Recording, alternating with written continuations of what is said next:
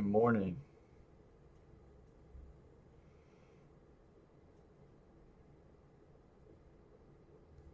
So I've read all of your wonderful comments. Let's look. Yep, all down here. And you might be wondering why there is a bunch of clanking on the videos. Yeah, so all these comments down here. And the reason why is because I have this stem where I shuffle poker chips as I'm working. But I'll cut that out because it's ruining the videos, I think. Hold on, let me shut my door.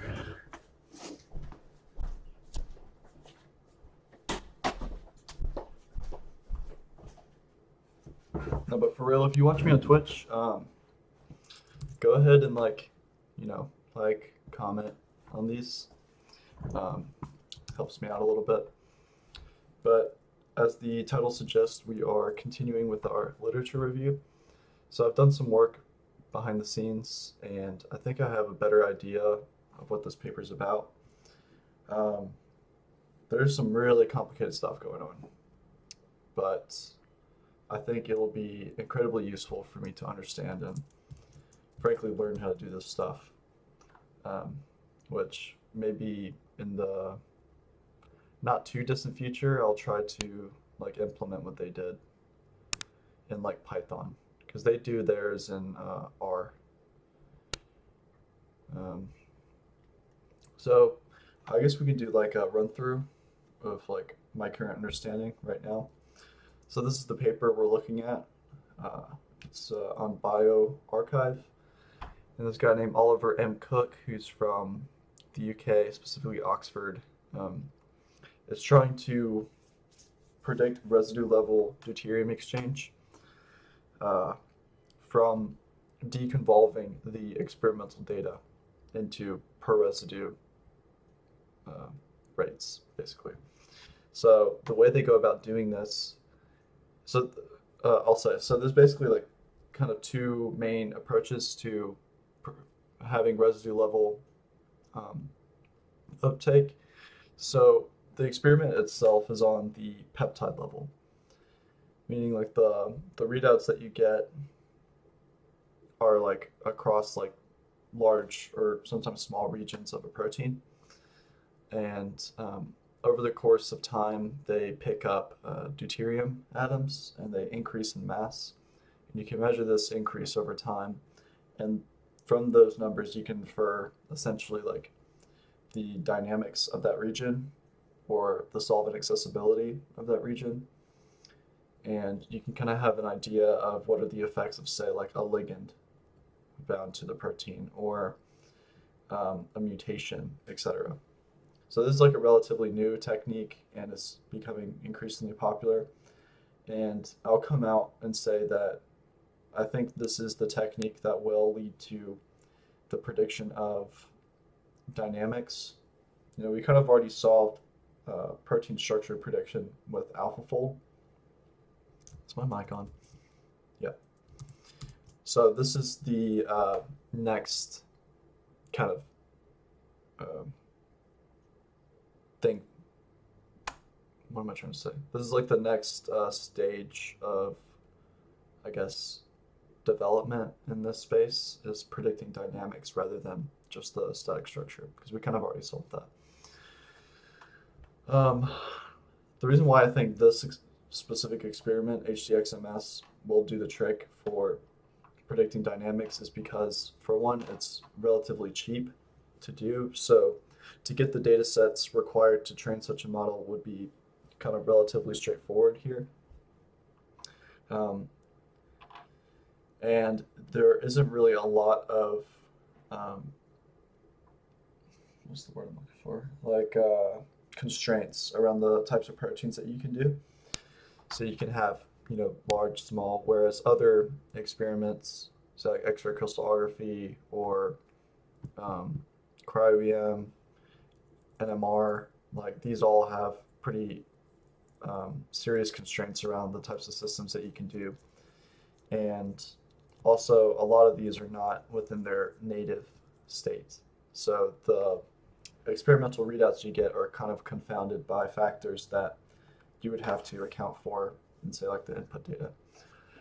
But here you can pretty safely assume that a lot of the experimental readouts are directly from the protein in its native form, right? So this makes this technique a very attractive one to use for modeling dynamics a priori.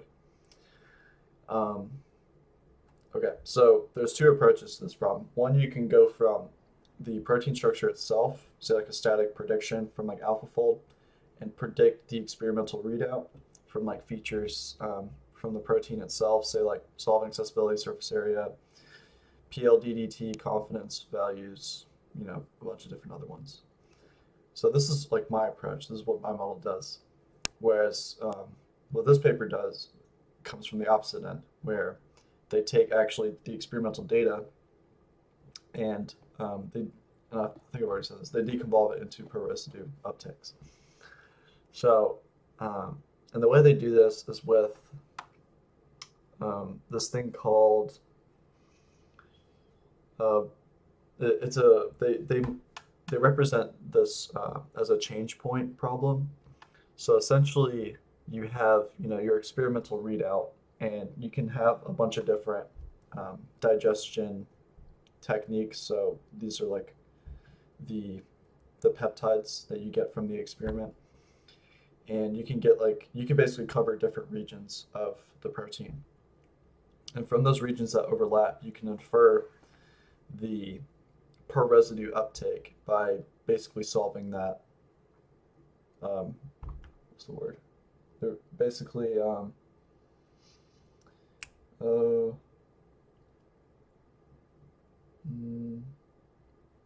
reconstituting maybe the per residue predictions with the peptide level uptake. I'm doing a really bad job of explaining this, but this is why I'm kind of practicing right now. So the way they do this, it's a change point problem. So they use like Bayesian inference, and they have a bunch of other factors that kind of other or discourage like complexity. So the less change points, the better. And I guess this is the next slide here. They penalize like non-utility. So like if the log likelihood, I believe is what it is, doesn't increase enough, then that change point isn't really significant. So this encourages like smoothing and sort of like an Occam solution to the problem. Now this, of course, is like a vast oversimplification. Like in the paper, they outline like all these equations. So they use reverse jump, Monte Carlo, Monte Carlo something something.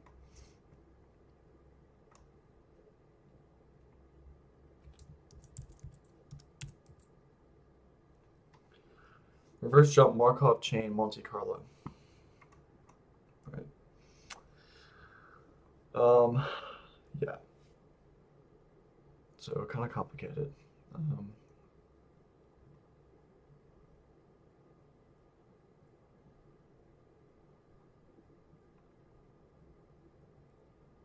They outline like the transition probabilities. So you can increase or actually decrease the number of change points. All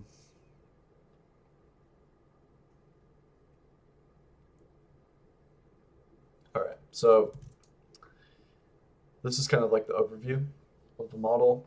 They represent each per residue rate of exchange as a simple and stretched mixture of exponentials. And then each rate of exchange is the same across a region. And then if the data demands that there is a change in that rate of exchange within that region, then you add a change point.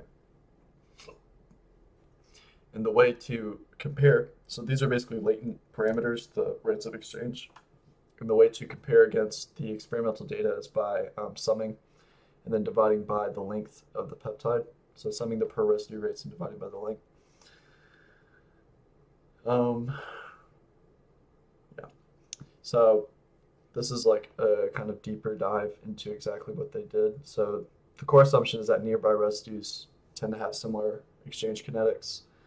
So a change point, by definition, is a position in the sequence where the per residue uptake jumps to a new parameter set. So this is the per residue rate of exchange. This is the simple exponential on the right, and this is the stretched exponential. I think it's called like a Weibull type.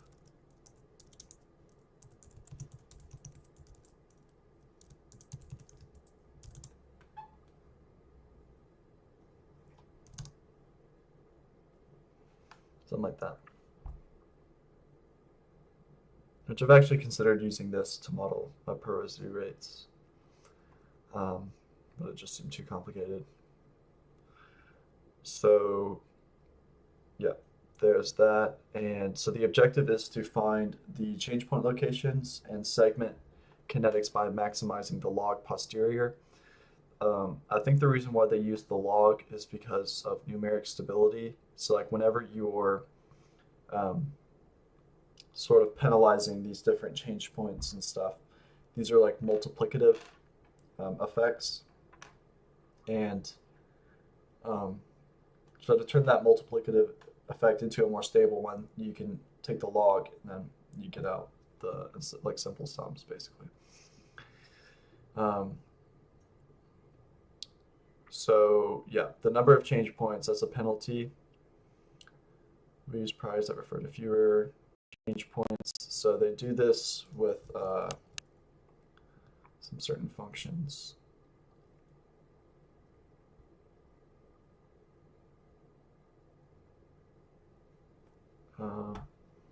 This, I believe. So they have like a prior, which that's what the gamma is. So that's basically saying that like we do expect there to be like 4 change points or something. So if it goes past that, then it increases the or it decreases the log likelihood, which in effect discourages an increased number of change points. Um, yeah, and I'm not going to pretend to like be able to explain any of this shit to you, honestly. But uh, yeah, so for like lit review, I'm basically going to present this on Monday to my group. Really, you kind of just want to like summarize a lot of the stuff and not go into like so much detail, that like it's basically boring to listen to. Also, my presentation is cut short, so I really have to like kind of fly through this stuff. All right, so one way that they benchmark this model is by doing what's called a leave digest out. So normally I would do what's called a leave protein out, leave one protein out, and then predict residue uptake on that, and then compare it to like the experiment. But since they're deriving it from experimental data, it kind of makes sense to like use leave digest out and see if like the different tilings along the sequence affect the predictions, which I kind of suspect they wouldn't. And also, um, is this some sort of bottom-up mapping? Yeah, exactly. That's a great question.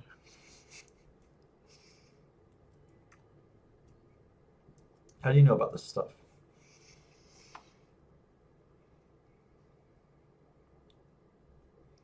Um, so where was I?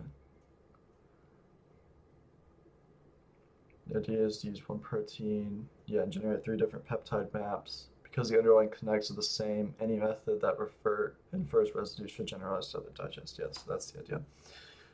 So they normalize scales across digest, which initially I was kind of worried about that because when you're kind of predicting like um, a target value, you want to be careful with how you normalize it. So um, like if you use the like distribution of the target data then you could scale it to that, so where the differences among digests are kind of the same, so that you have like a general sort of prediction, but at the same time you're kind of giving it the answer to some degree. But they end up kind of like by-stepping this. Whereas in my model, I actually like that is kind of like a problem a little bit. So I kind of need to fix that. But they have like a interesting way of like normalizing their target values. Um, so I use z-score normalization on my targets, but I restrict it to being positive and increasing.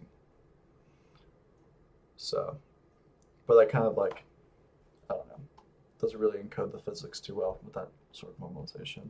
So eventually, I'm gonna probably change the way my model works to kind of reflect their normalization procedure. Um, so here are the results. So at first I was kind of like really confused why they, and I still kind of am, why they show their data this way. So like typically for these experiments, you would have like an actual versus prediction like plot. So it's like very simple to read, you know. Um, let me show, see if I can give you an example. So like something like this, you know, where you have like your predicted data. Oh, I gotta fix that. And this will be like your predicted versus true, you know, and you have like a nice line to show. That's fine. And you can have these numbers here. But they did MAD, and they used like box and whisker plots to do that. So this basically shows like different approaches versus theirs. So there's this REX. Maybe they really wanted to show the variance. Yeah, but you could still do that with like actual versus predicted, you know? Like, I mean, for me, like, like here, I'll show that. But I don't know, like they should at least just kind of give like one actual versus predicted, just so I can kind of like see where my model stands relative to theirs. Yeah, that's another thing. I think a lot of people, I don't know. So this is like in the this guy was like from the Department of Statistics, so he probably isn't. I'm not gonna. He probably knows a lot of shit, honestly. But um, I don't know. Like for every other paper that has attempted to predict this stuff, they've shown like an actual versus predicted plot, and it wouldn't be very hard to show that, you know. So I don't get why they don't do that. But regardless, this is what they show, and this is I think is in terms of raw uptake and not fractional. So that's another thing, because it's like it's really hard for me to compare my results to theirs, honestly.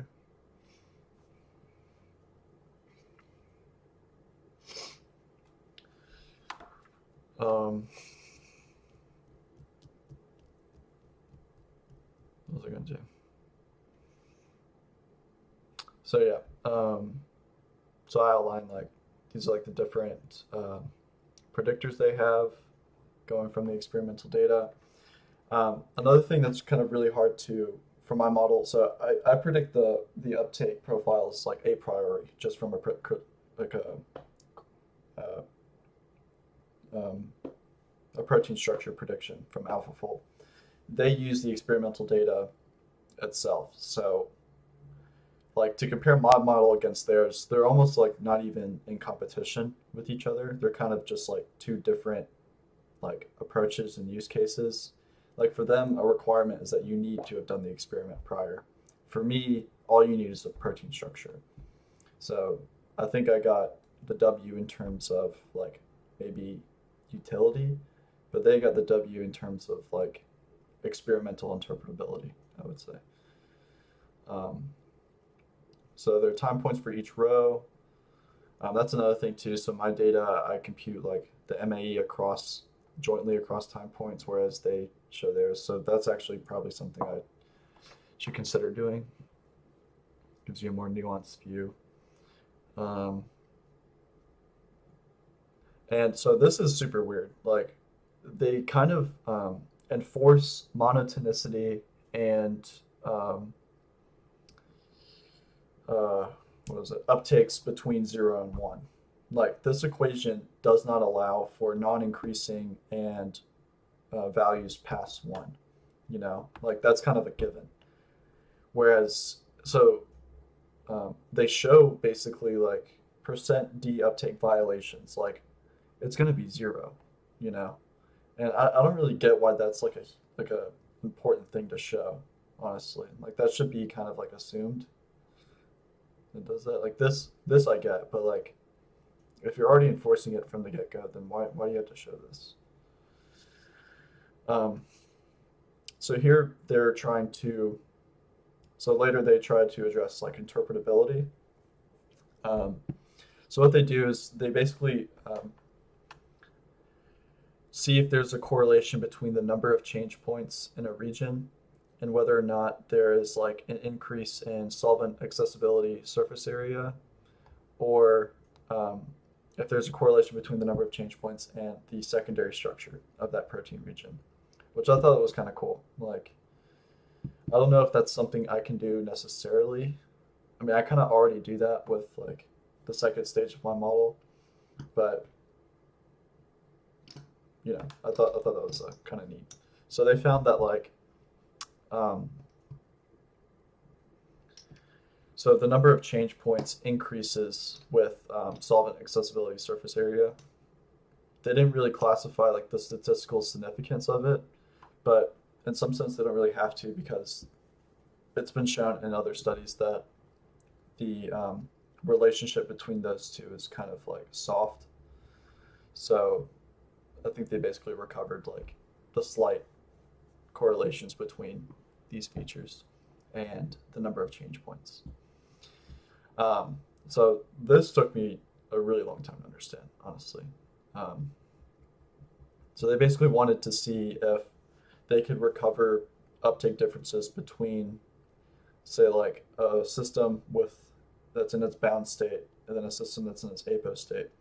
So that's like one of like the core reasons you would do HDXMS is to compute the deuterium uptake differences, so you can infer like where like a binding site is potentially. Um, so the way they did this is so they had confidence at the forefront. Okay, they didn't just simply predict deuterium uptake differences and like see if they got the values correctly. Um, they did basically a simulation of differences in uptake. So they would put in like dummy numbers to decrease the rate of exchange for like a specific or a specific residue, and then they would see if the model could basically recover the uptake and the change points that would explain that deuterium uptake difference. So up here is kind of the let's see if I can. So these are volcano plots, right? Um,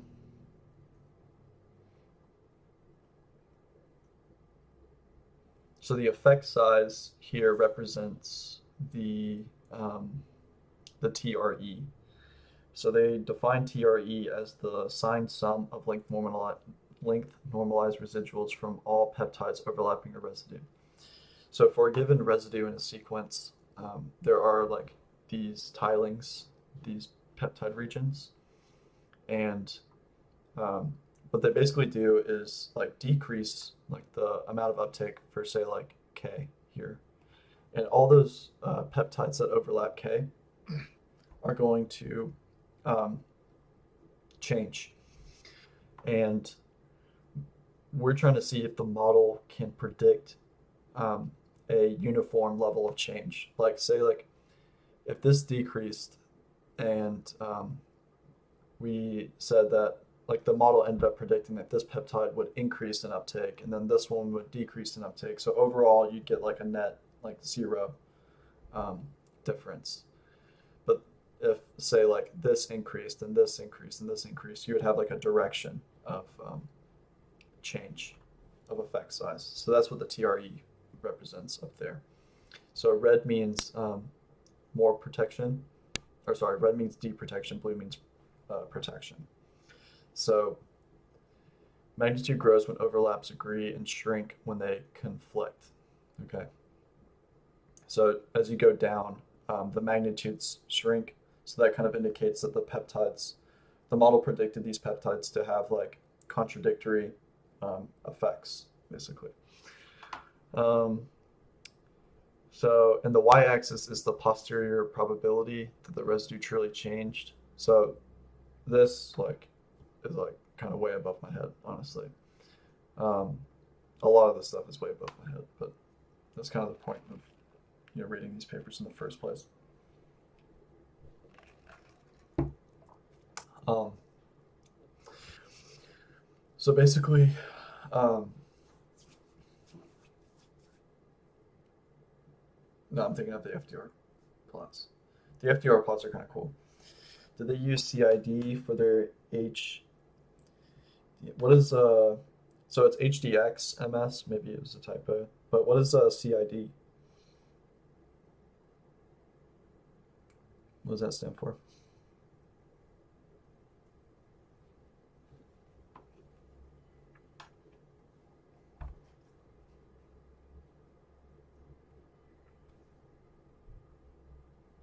Hold on one second.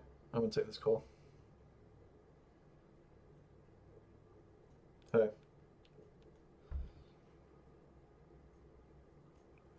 leave on Friday. I'll probably come home before like I don't know 1 or so, and try to leave then. Yeah.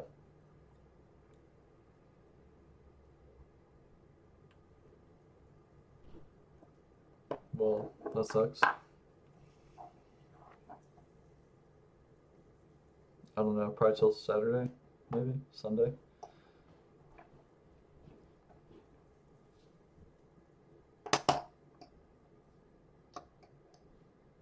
Yeah, that's fine.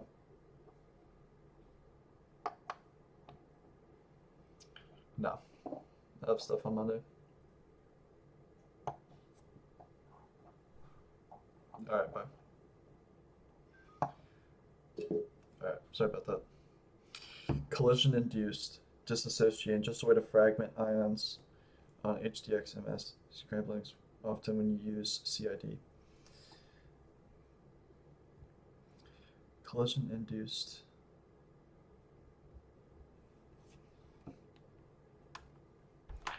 Just a way to fragment ions on MS. deuterium scrambling happens often when you use CID. I'm not entirely sure. So my level of expertise when it comes to HDX-MS is mainly on like they probably use other fragmentation technology. But you can look.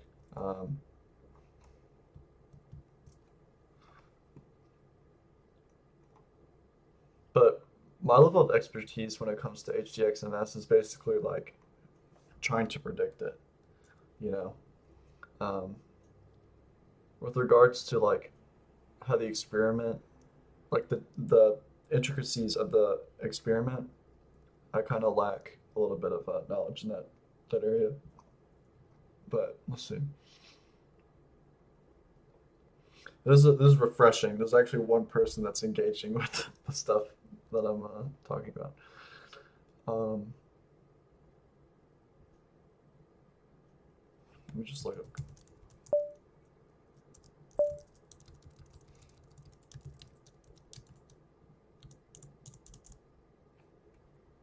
Yeah, I'm not sure.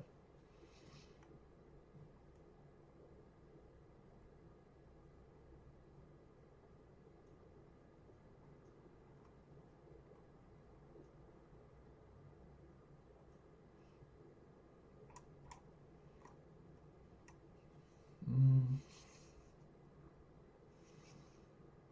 And also, I wish they shared their data. Is another thing. Uh, what's this? Inferring residue level H hydrogen deuterium exchange with REX.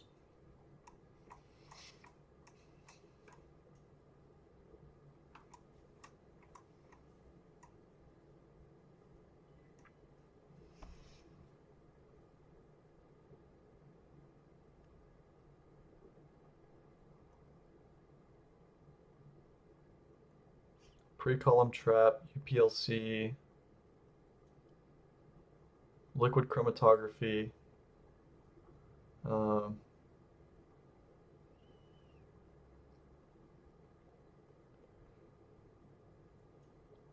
yeah, I don't know. No idea.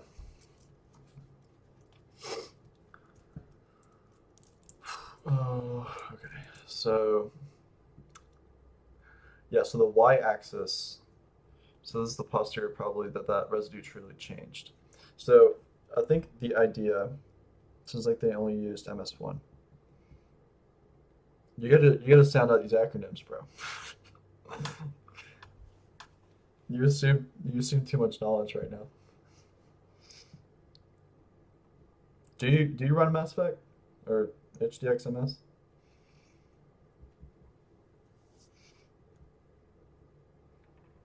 So posterior probability. So I think what this means, that's awesome. I think what this means, they basically model the like distribution of uh, variability in the data. I'm a large molecule mass spectrometrist. Nice. So you've heard of HDX? Yeah, yeah. It sounds like you have. Cool. What's your opinion on like so?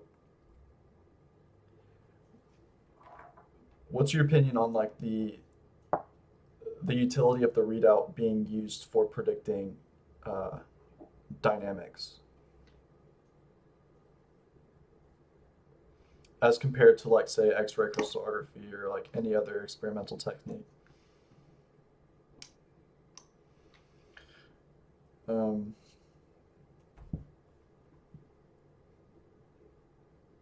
so yeah, they model the noise and they sum those draws like TRE, counting how often the observed TRE beats the null.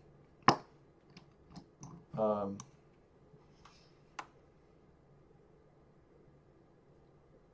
let's see.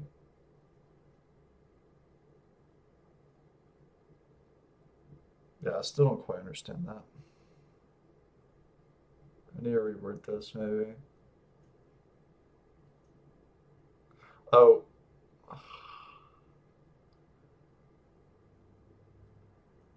okay, maybe I kind of get it.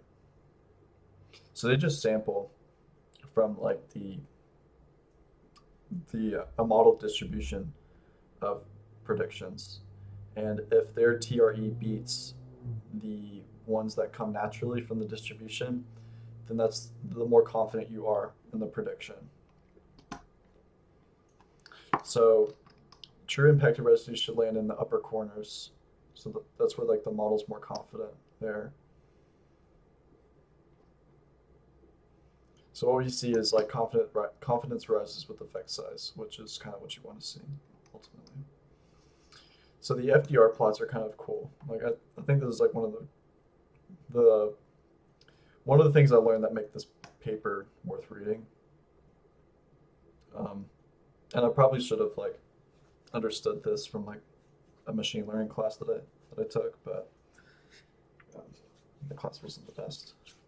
But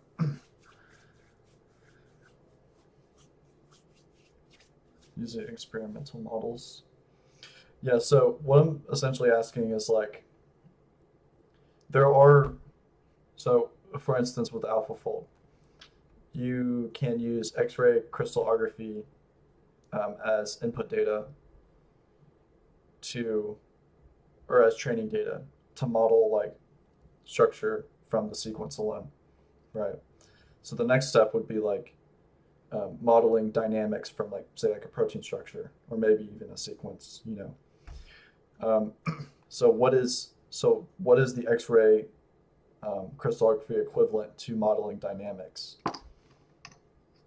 You know, like if there was like an approach to get to predicting dynamics, what would it be?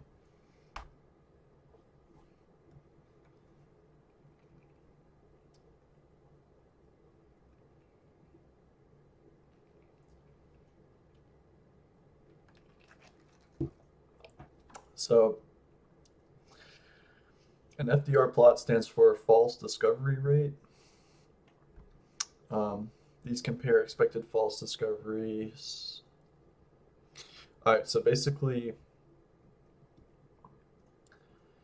so if a model is like 99% confident in their prediction, over all the predictions that it says is 99%, 1% of those will be incorrect, basically.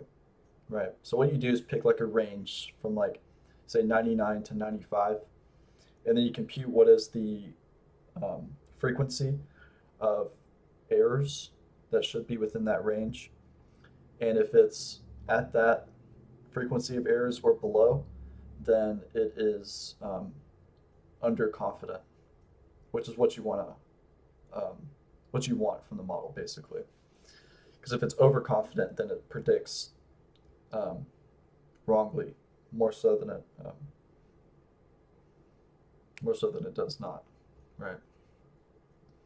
So that's what they basically figured out, is if their model is under or overconfident, and they got this line here, which is kind of what you want to see there. So this was like um, an application of their model. So they use one BET15, and they have 5 labeling times. So these are different variants of BET151, I think, BED1 and BED2. They basically did the same test, and from here you can actually deduce like what are the specific residues that change in response to this ligand binding. Um, so here you can see like the model's pretty confident as the effect size increases, and they've deduced like that these residues right here are what really um, participate in say ligand binding and differences between uptake. But overall, in response to the ligand binding, there is a global um, reduction in exchange, which is actually something that I observed in my predictions here. So all this red here is contacts that have been amplified by maximum entropy reweighting. But um, so it somewhat aligns with kind of what I see too, which is kind of cool.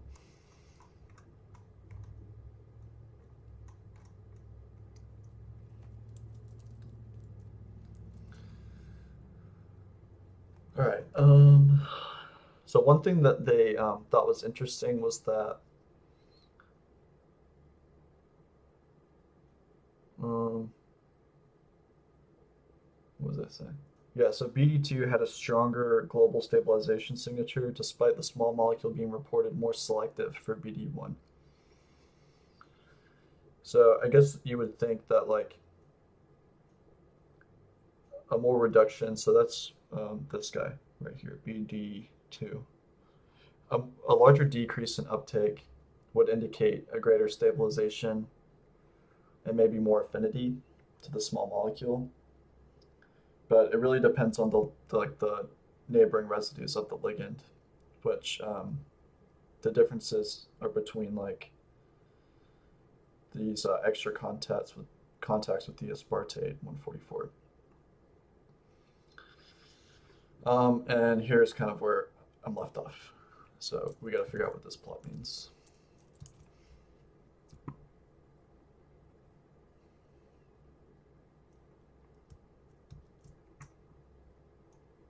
So let's try to do it ourselves first. Be a good boy, and then we can get the answer from ChatGPT later. Conformational signature analysis. Is a member of nuclear hormone receptors upon binding with cholesterol derivatives, such as, yeah, this is just all like background kind of. In order to understand how structural correlate with vivo pharmacology, conducting HDX study on 17 molecules complex.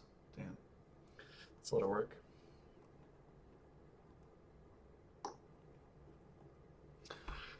These molecules were characterized by, Yeah. Okay. Given the large number of molecules performing pairwise comparisons was infeasible, thus we, previous authors, applied multivariate statistical methods. Conformational signature analysis were performed whereby the HDXMS data was formatted as a data matrix and treated statistically. Unlike previous analysis, which was used to project the peptide data to residual data and okay. So conformational signature analysis, I guess, is kind of normal, but they did that with the residue level data with their um, quantified uncertainty. The uniform treatment of all states enabled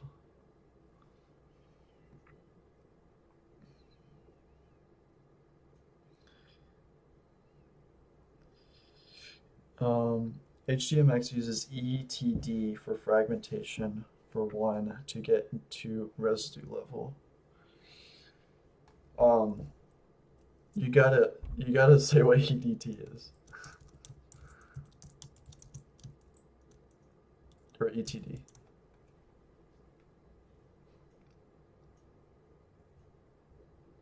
Oh, okay. Electron transfer dissociation.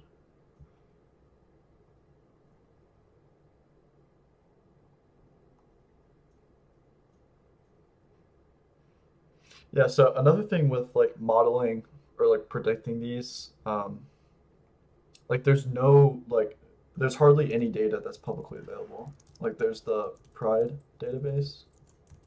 That's basically like the only one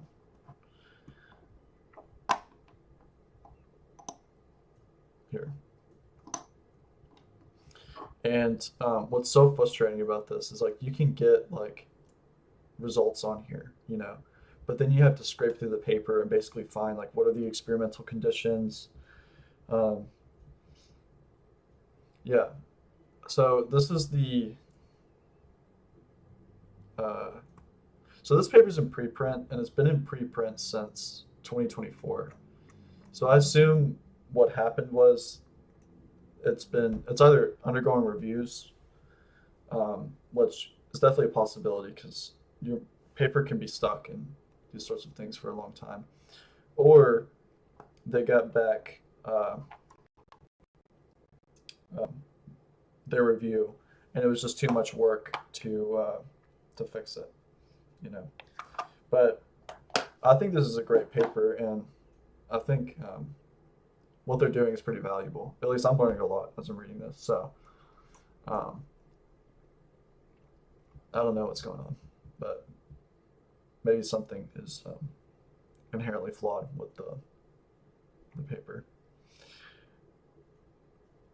So this isn't my research. I actually do like kind of a bunch of different stuff, but I'm doing something similar to this. Like I'm predicting um, residue level deuterium exchange, but I'm using machine learning, whereas they're using like statistical deconvolution methods. Um, so I'm predicting from the protein structure, like a prediction, to get to the uptake values, whereas they're coming at it from the experimental data and going backwards to residue level uptake. Um, so I pretty much have like a paper done, like it's undergoing like review, but most of it's already finished there. Yeah, but I figured like so this was like this stood out to me as pretty interesting because I feel like both to be able to solve the problem of like predicting this experimental readout, it would kind of require like both approaches from both ends. Like you could imagine like having a model go from structure to prediction, but then you can um, help with the target data by deconvolving the experimental readout into residue level uptake. Because right now, like with my model, it basically like predicts a latent parameter is what it's called, and it guesses what the uptake should be, but there is no like one to one target for the residues. And that's what they do as well, because we just don't know what the residue level uptake is. But you can have a model that like optimizes towards predicting the right one.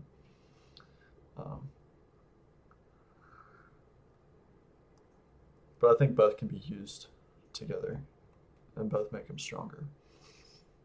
So I think in the not too distant future, I would like to re-implement this in say like Python or something, so I can learn more about it and then potentially use it. All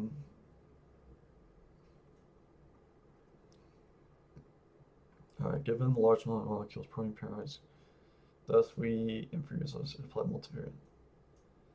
Yeah, I don't know what conformational signature analysis is.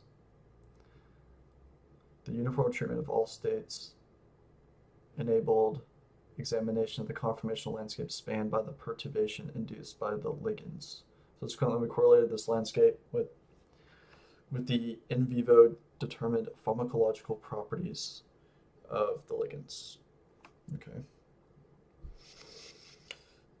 So it'd be like, I don't know, affinity or stuff. Lipogenic, non-lipogenic.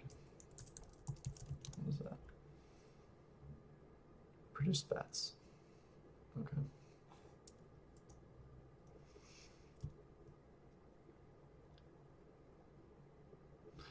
Was employed and followed by principal component analysis to visualize the high-dimensional data. PCA projects the data along orthogonal components, where the first PCA is the highest variance, and subsequent components then ordered by the amount of variance explained. The first three principal components were visualized across molecules color-coded. So I don't understand how. First, I don't know what conformational signature analysis is, so I should probably look that up.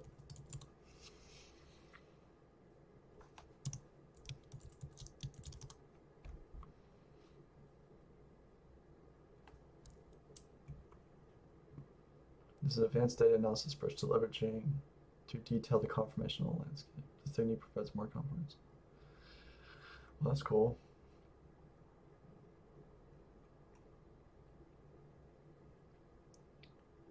Well, differential HCNX provides valuable information. CSA takes the analysis step further by using the entire time course data to build a more complex picture of protein's conformational behavior. Instead of determining if a region is more protected, CSA quantifies the uncertainty in the conformational landscape, revealing subtleties in higher order structural dynamics. That's cool.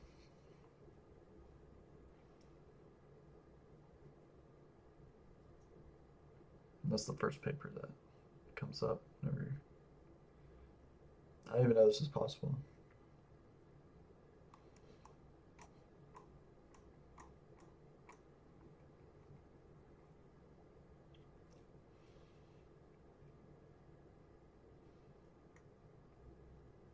So the cool thing would be like personally, no. I mean, I know who David Baker is. He won the Nobel Prize last year.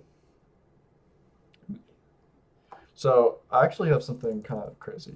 So I don't know if you watched the like the round talk, table talk.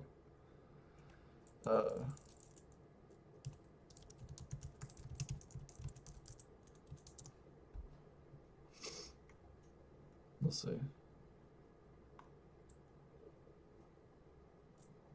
And yeah, Demis Hassabis won it with him, right? Where's the...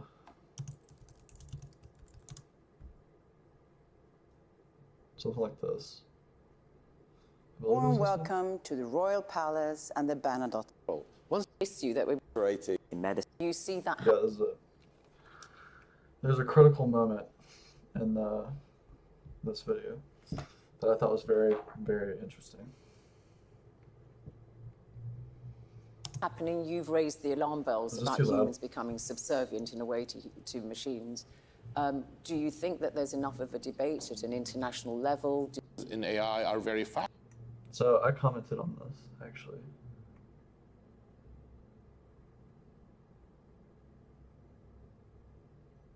Is it this one?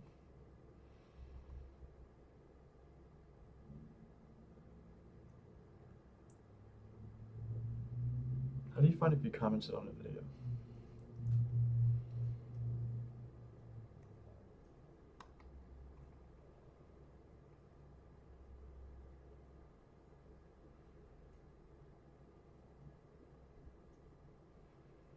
I don't know.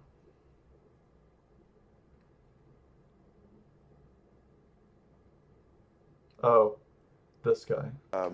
If you wanted to patent any of the enterprises, I don't think that's evolved naturally. I think that we have to be aware of that. I don't think not. The energy industry would like it's called as pharmaceutical because power talk about. This is miraculous. Yes. It was a technology that really had not been proven at So this is all, David Baker, and right? in very little time, because it was this thing about Whoa, having a that's common fucking enemy crazy, dude.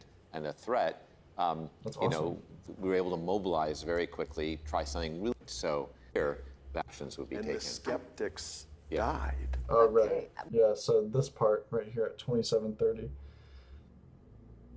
So let me see if I can To find say the that. context. And Iran. I don't think it's stupid to say that. And Politics. yeah, they're not looking in our best interests. I think there's other bad agents too. I Sure. think probably the energy industry would like you not to believe in climate change. Just like the tobacco industry knew very well that cigarettes cause cancer, but they hid that fact for a long time. You know, if we cannot trust energy companies, we cannot trust pharmaceutical companies, tobacco companies. Can we trust the tech companies, which are extremely concentrated? And if AI is so important, what about the power of tech companies? I don't know why you're asking me. I don't work for a tech company. So you have an objective opinion. No, but that's one aspect of the risks of AI that we didn't talk about. Okay, well, But just to take a more positive point of view again, I mean, despite the skepticism about science, and certainly you don't have to look far in the Right, U.S., it should be pointed out that it was the response to COVID with the mRNA vaccines was truly miraculous. Yes. It was a technology that really had not been proven at all, and in very little time, because it was this thing about having a common enemy and a threat. You know, we were able to mobilize very quickly, try something really completely new, and bring it to the point where it did a huge amount of good. So, so there are reasons to be optimistic that were other threats to appear, that a lot of the silliness would sort of filter out, and the correct actions would be taken.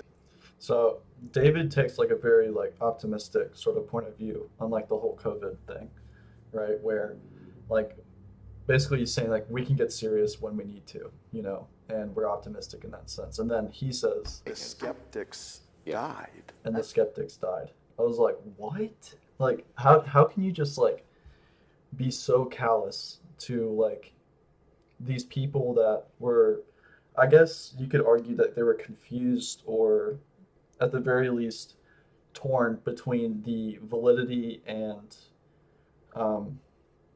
you know, just like you know, like just like they were just skeptics, right? And he's like almost like applauding their death, you know, like. okay. Well, on that positive note, And I love David, honestly, his Let's just reaction to pause it, there where for he's a just moment like, and let's I turn cannot to- believe he just said that. But yeah, when I saw that, I was like, wow, this is kind of crazy. I commented, I was like, oh yeah. Right here. I was like, was he being sarcastic when he said this? And unfortunately, no. No one believes that he's not being sarcastic.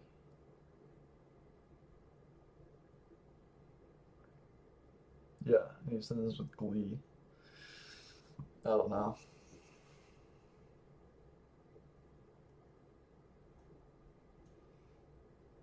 The world is his lab, I guess. I don't know. What do you mean by that? It was just like a very like illuminating moment for me. I was like, there's people that like are the top scientists, you know, that are doing the world a favor, you know, like trying to make it a better place. And people that they become so militant to like they become so far removed from like the common person's perspective on things. And then it ends up being like they're just like I don't know, they're like people like other them, if you know what I mean. And that's kind of like one of the hardest parts about like going into STEM is like you kind of like lose touch with like a common person's understanding, like a layman's, you know. So yeah, it's very careful. And then you can get to the point where like these people are supposed to die and they deserve to die, which it seems like that's the point this person's at right now. So, and he won the Nobel Prize. Okay, well, on that positive note. But David seems like he's like, whoa. Anyway, let's get back into this. So, confirmational signature analysis. I think I gotta ask ChatGPT about this.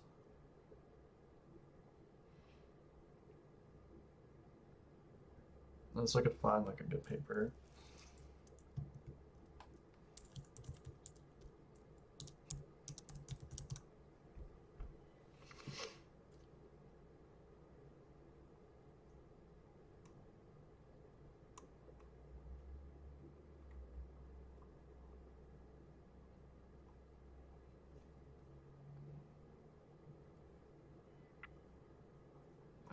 All right.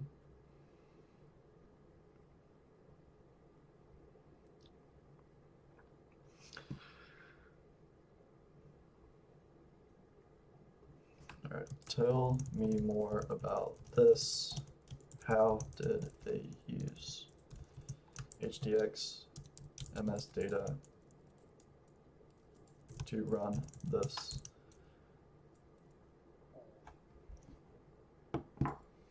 Is this a common approach?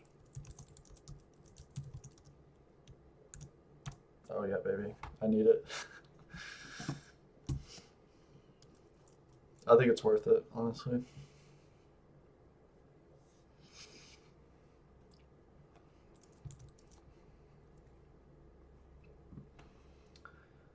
So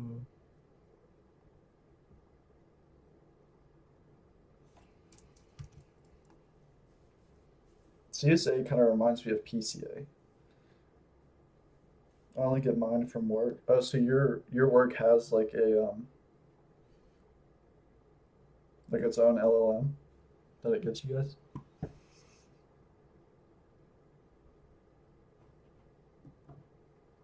That's really cool if they do. Yeah, that's sick. That's really smart too, honestly.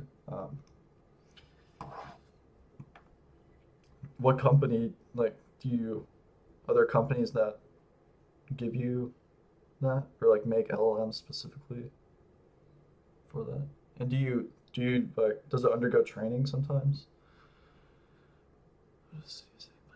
Each ligand is a high-dimensional fingerprint, multivariate stats. You map the overall complement unsupervised PCA and then link patterns to phenotypes.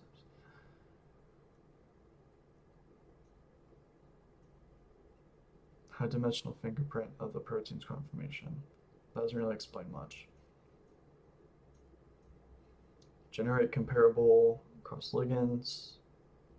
Yeah. Project peptides. Residues with Orgex converts overlap peptides residue level effects per ligand. Yeah, okay. Assemble the data matrix. So rows, 17 complexes, columns, residue level features. Pre-process center and scale the columns. Handle any missing residue.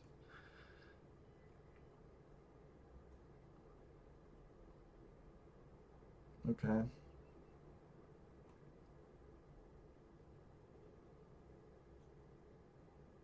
Interesting.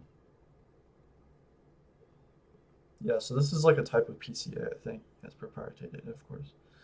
Yeah, cool. That makes sense. That's neat, though. I think more companies should do that. That's going to be a huge market. It probably already is right now. Is it like a, do you know what kind of model it is? Like,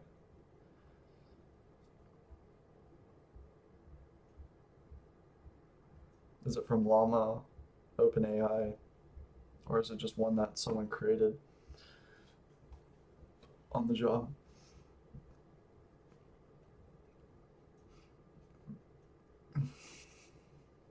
OpenAI. Yeah, cool. So you guys must have like I don't want to say data center, but like a cluster at your job, and you can run it locally.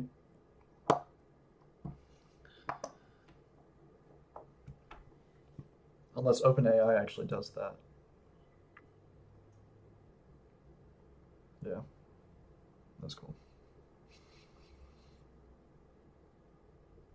I heard schools are starting to do that. Ours isn't, but um, using seen before in smaller forms.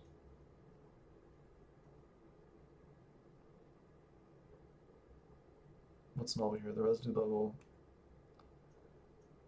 So how does uncertainty like play into this?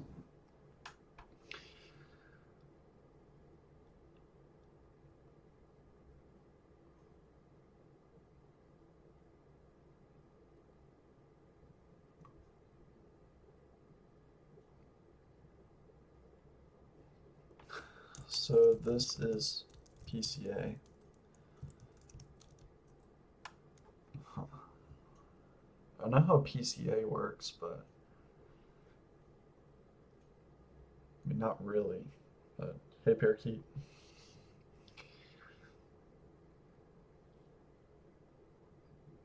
Yeah, me neither. I think it could be very useful though.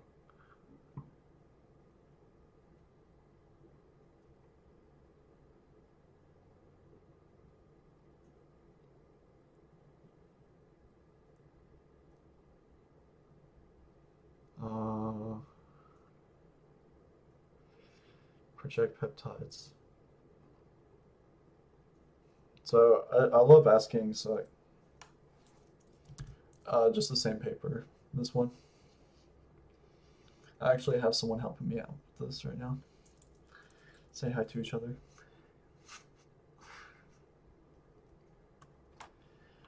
Okay, so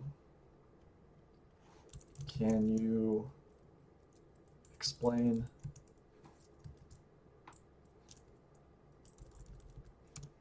with dummy numbers, please? Always ask please.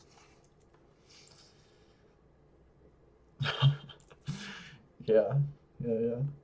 Maybe over time, more and more people will hop in that know some stuff. Not that you don't know anything, Parakeet. Of course not.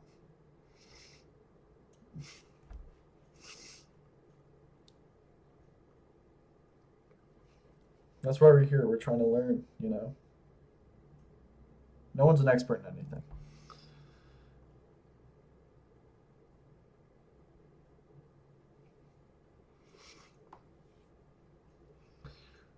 Okay, I'll provide a simple example. So just off the rip, it seems like there's like two dimensions, right? There are the like per residue predictions and then the ligands. And they're trying to find basically the vector that creates the most, what's the word for it?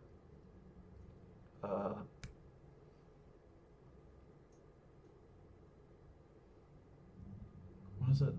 Variance between those two. What defeated in CSA? For each ligand, we take time average residue level effects, TRE per residue. To keep it tiny, pretend that we only track 4 structural regions that matter. Okay. 4 ligands. Okay, so these are the TREs, those are the ligands. Interpretation just for color. Higher at, okay. Center the features so comparisons are fair. Got it. PCA, okay. Think of PCA1 as contrasting positive against that negative. For illustration, compute PC1 dot product.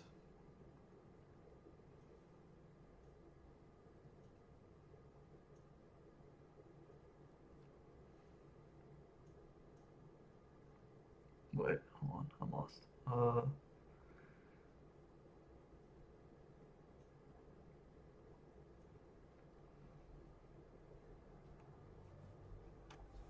Yeah, I don't get that either, honestly. I didn't know that was like a, what do they call it?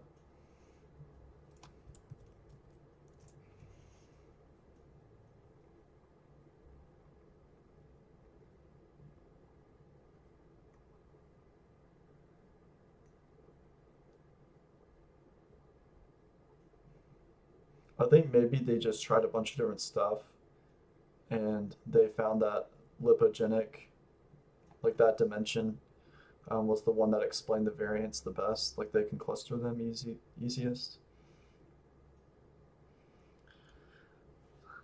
Oh, calm down.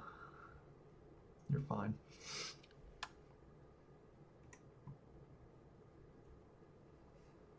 I don't know any of this crap either. That's why I'm reading this.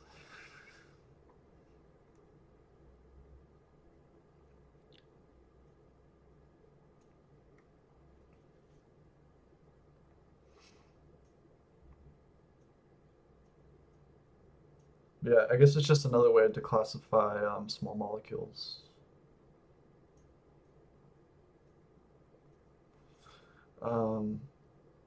Think of PC1 as contrasting positive against H12 negative. For illustration, PCA loading 1.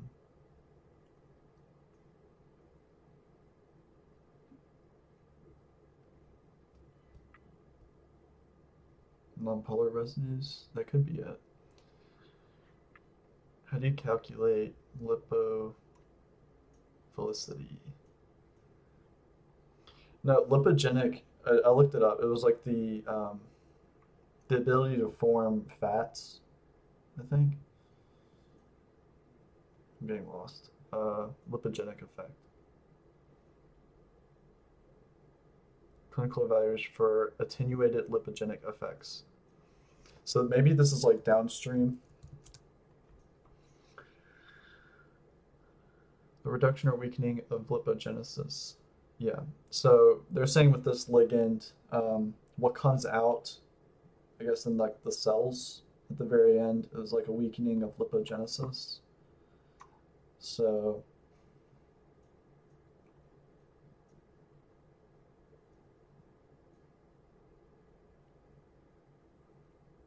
yeah, something like that. So it's not really necessarily like the intrinsic nature of like the molecule or like the functional groups on it. I think it's more so like that's the effect that that ligand had downstream, and you can quantify it to like some degree. I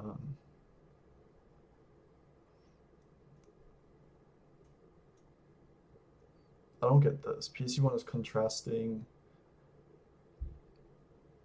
positive against H12 negative.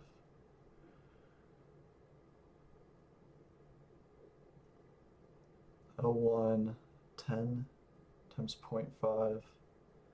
Where's the 0.5 coming from?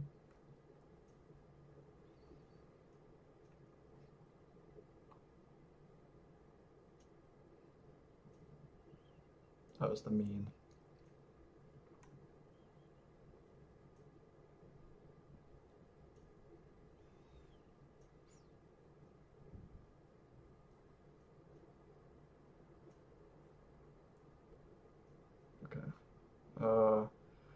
Higher L1, L2.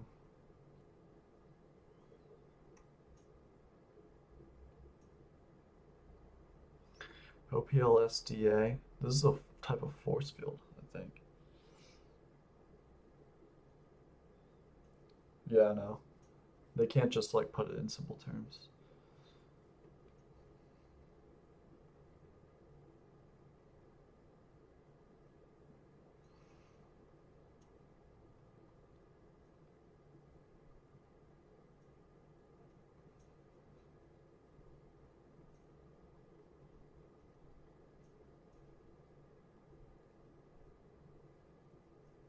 CSA turns HDMS into ligand fingerprints over residues. Ugh.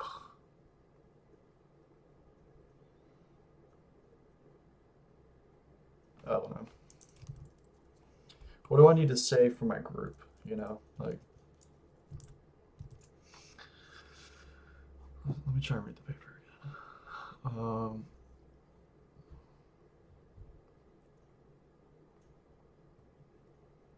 Given the large number, pairwise comparisons was infeasible. Thus, we, in previous author, applied multivariate statistical methods.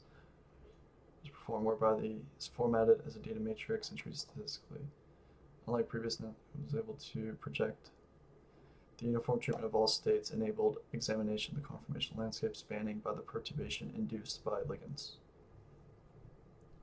Subsequently, we correlated this landscape with the vivo determined pharmacological properties of the ligands. So that's what it's talking about there for lipophilicity.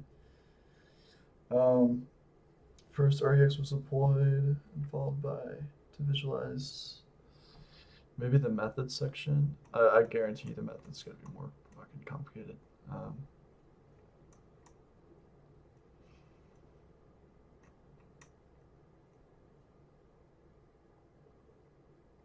Okay.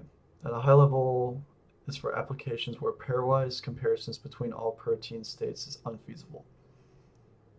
Typically, a large panel of small molecules or antibodies may be compared using HDXMS. Several goals can be achieved by employing CSA. Firstly, we wish to quantify the conformational landscape. That is, what are the modes of variation that the perturbations of the protein induce?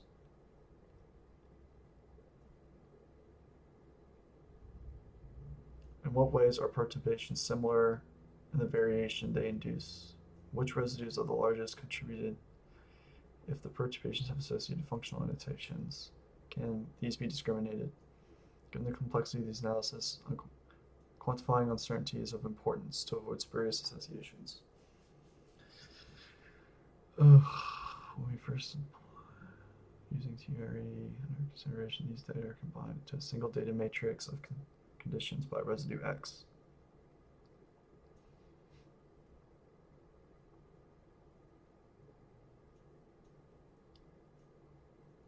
For unsupervised data without we employ this projects the matrix X using an orthogonal linear transformation to a new space. The directions taken for each subsequent component explain the greatest variation. Yeah.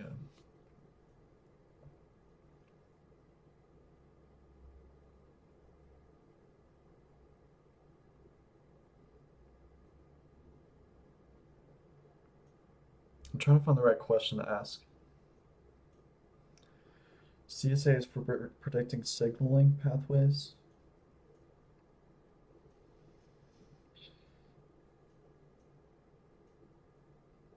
Signaling pathways.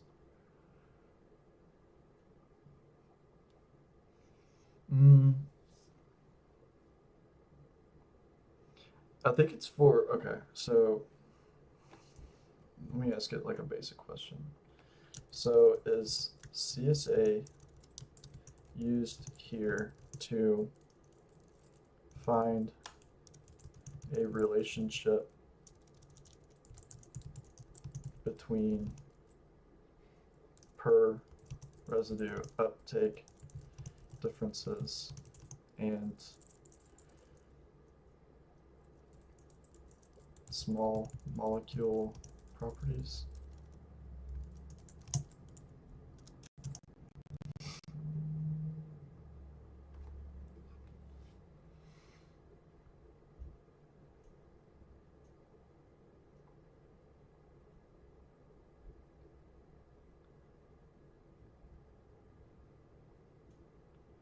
Hi, ABCA1. What is that? Oh, I think this is what you were talking about.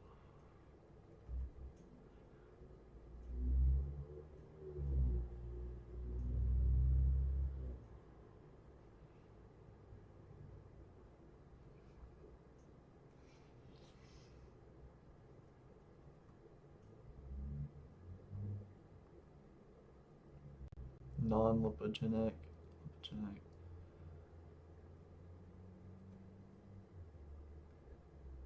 And so these are the TREs.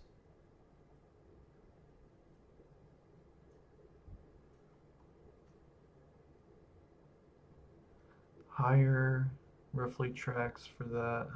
Okay.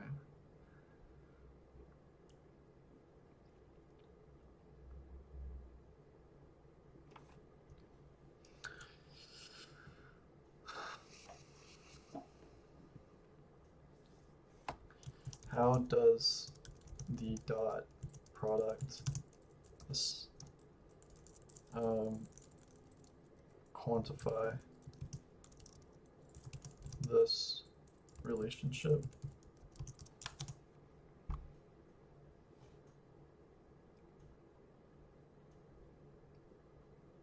So we take the mean, and then we multiply this mean by the values along the row.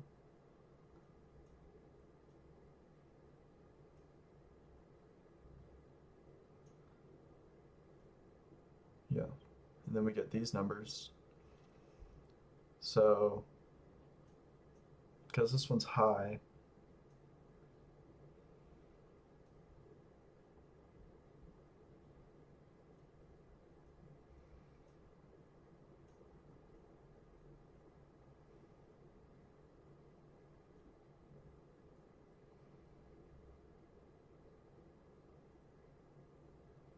okay, I think I'm starting to understand a little bit more. All right, no problems.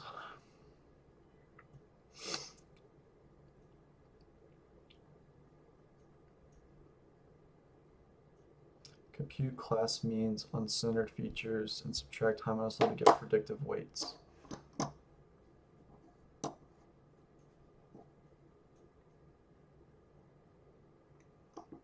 0.15.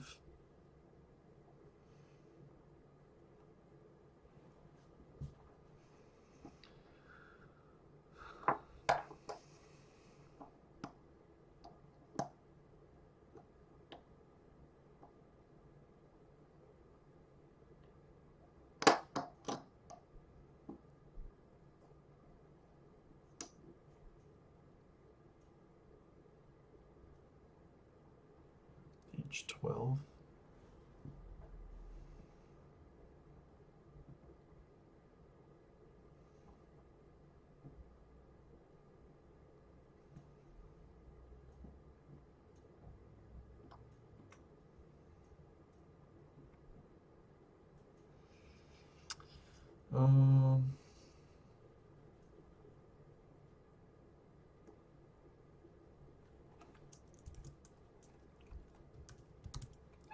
What does this mean? Loadings of dimension?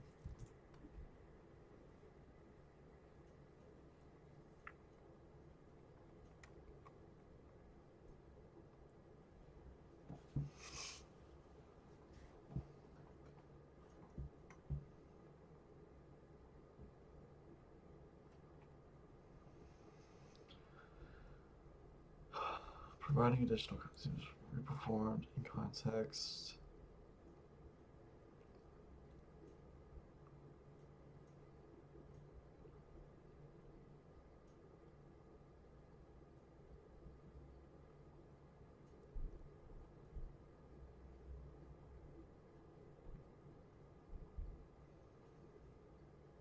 Moreover, the residues gave high contribution.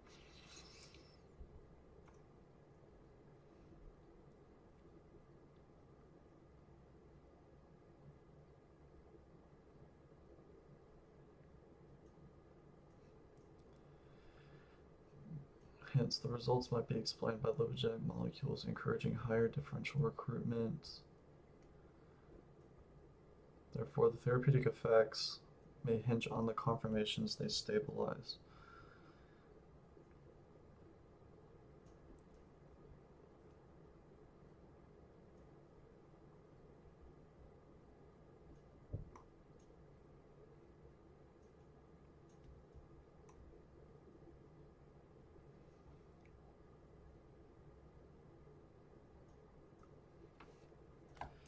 Can you maybe use a simpler example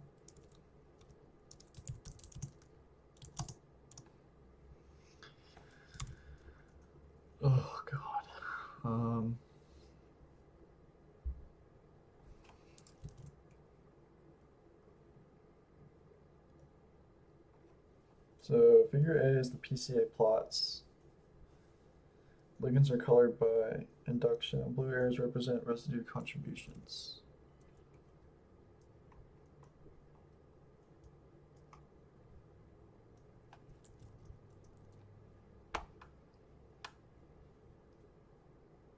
Ligands are colored by ABCA1 induction, and blue areas represent residues.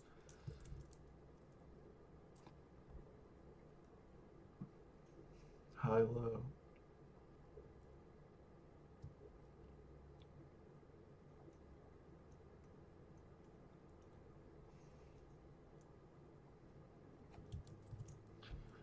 I'm lost.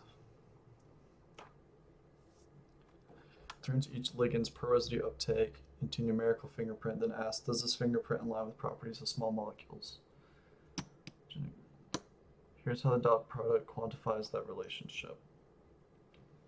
With a super simple example. Think of a signature direction in residue space, a weight per residue. Positive weights, residues whose stabilization is characteristic of the property. Negative weights, residues destabilization is characteristic.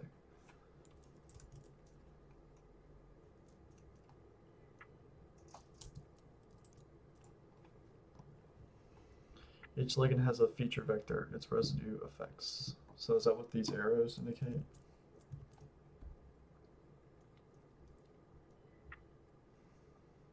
These are residue contributions. So the arrows are the weights.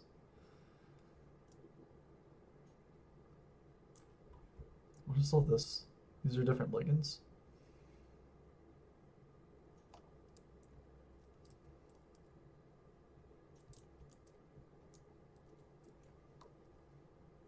So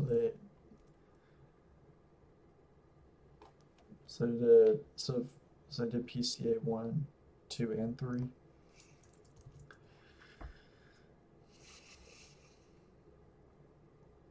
The ligands are colored by lipogenic annotation. Okay.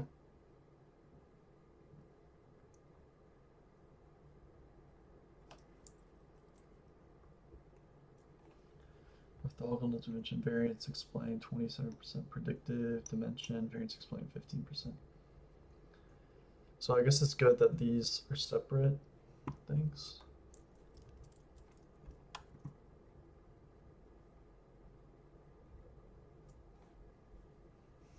Think of the signature direction vector space. The dot product signature plus ligand is just a weighted sum. Big and positive means the ligand's pattern aligns with the signature. Negative means it's the opposite. Okay. If features are centered and scaled, the signature is unit length. The dot product is proportional to the cosine similarity. It literally means how much of the ligand's points in the same direction as the signature. Okay. Tiny 2 residue example. So the biology you care about tends to stabilize that and not stabilize or destabilize that. Define the simple signature weights for that pattern.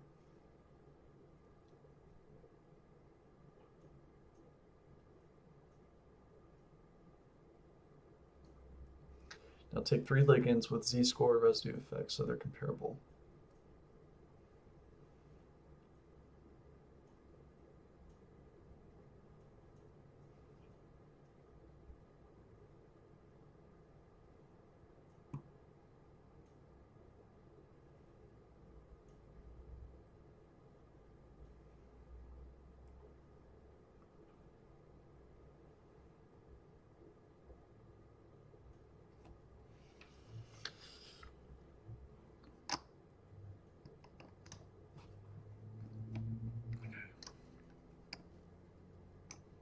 PCA unsupervised. Learn signature directions loadings that explain variance in the HDX fingerprint without using labels.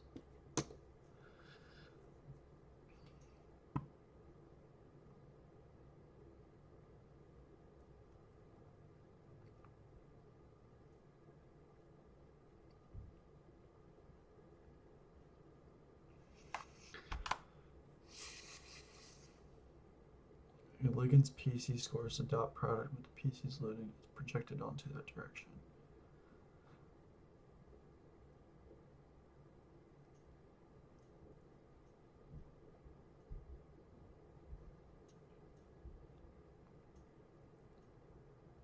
Still don't really get it.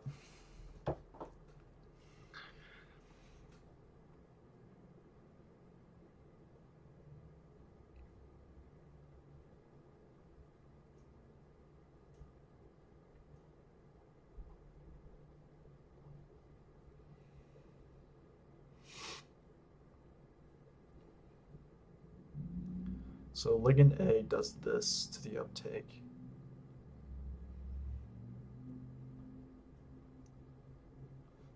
One.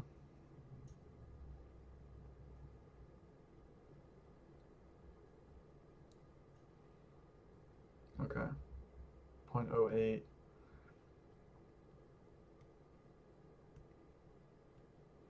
Strong alignment with the signature.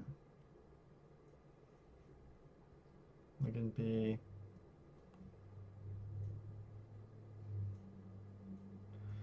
Why is this opposite? Oh, because this is positive?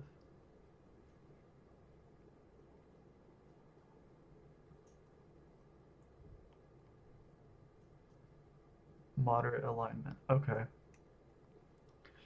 A high score says that the residues look like the signature. Okay. So, do we know the signature beforehand? Not the furniture. I can't spell. Signature. Do we know the signature beforehand?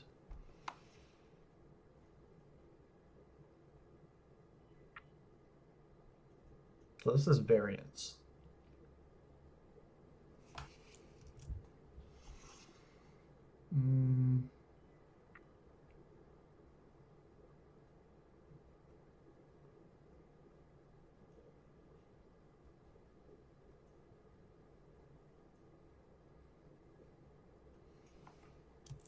How do I read this plot exactly?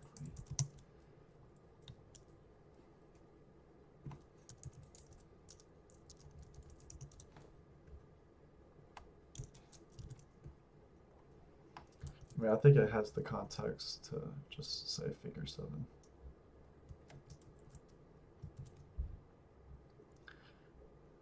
How do I interpret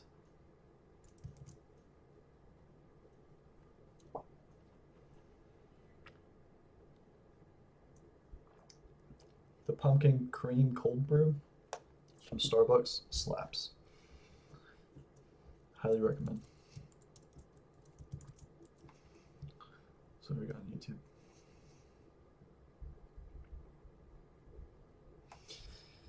The signature isn't known beforehand.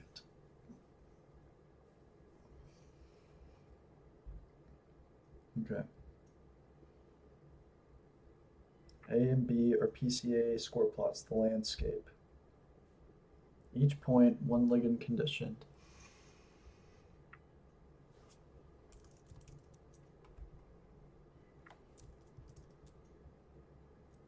Positioned by its overall residual. Colors indicate external annotations.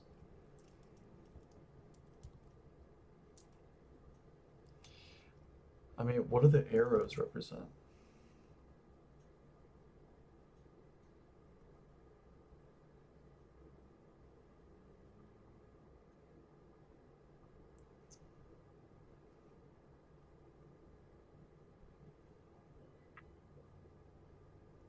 BMS sets apart its HDX pattern is this thing. The little arrows indicate which residue regions pull points in a given direction. See loadings below. Ah. Okay. G is this G? No. B, C, D. Oh, is this G? Oh. Okay.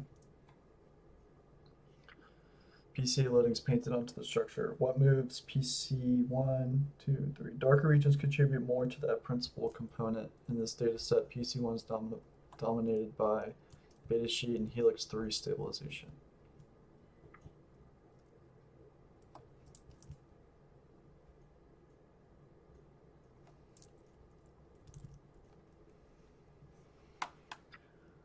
Okay.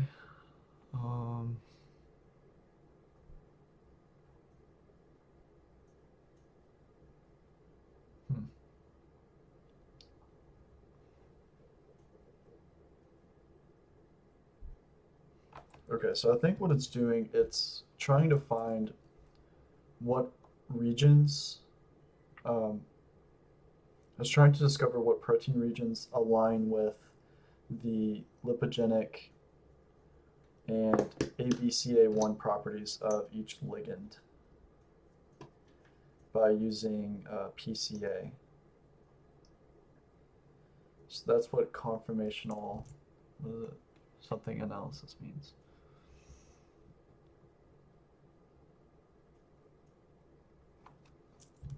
So these arrows here, so this purple is this. Oh no, this is PCA3. So PCA1, PCA2. I don't really know how to visualize. How do you map this against that?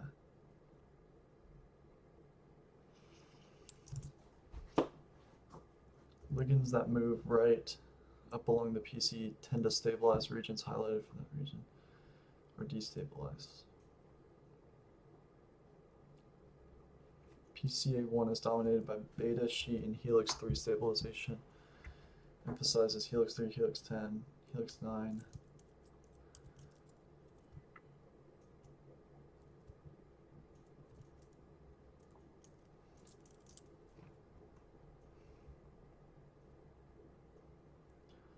Now the analysis uses labels to find the single direction that best separates classes. C for lipogenic versus non-lipogenic. So this is lipogenic versus non-lipogenic. D, high and low. Okay. If classes separate cleanly along the horizontal predictive axis, there's a conformational signature associated with that property. Yeah, they definitely separate pretty cleanly from what I can tell. E and F, OPLS loading points. Which residues show the separation? Peak show residues that most differentiate groups C or D.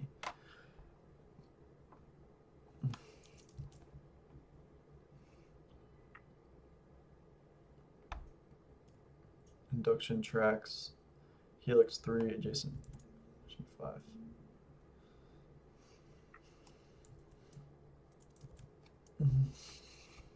What is the red? Oh, true and false.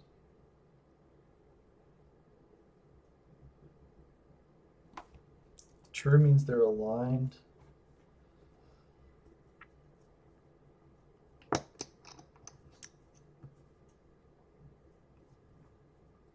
Okay.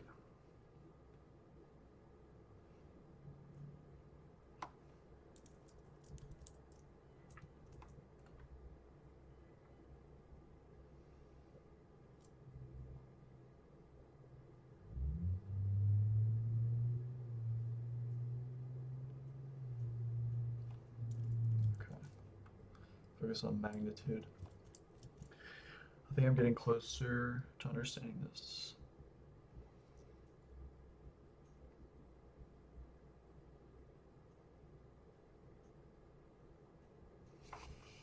Okay, let me try and reiterate what it's saying. Okay.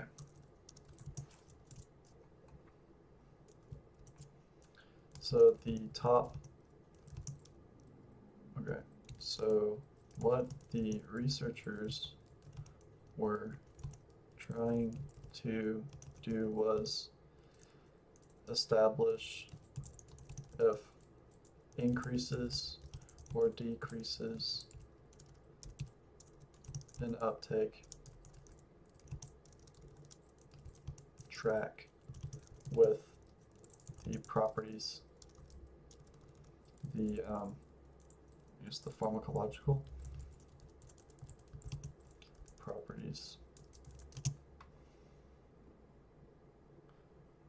of ligands.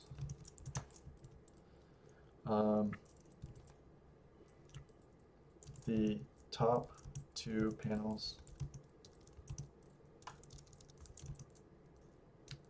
show PCA components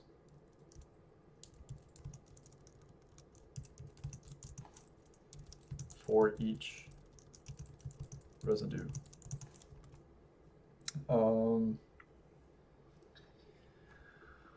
So these are all different ligands and their characteristics. So on the left, it's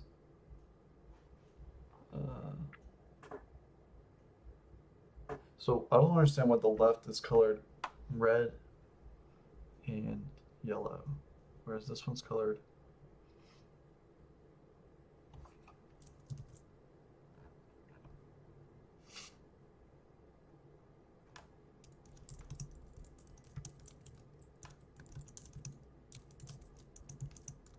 PCA1 versus PCA2.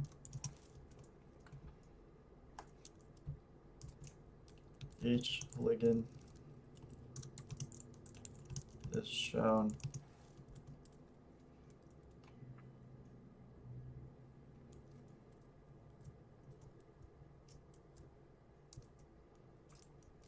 and their positions in the plot are such that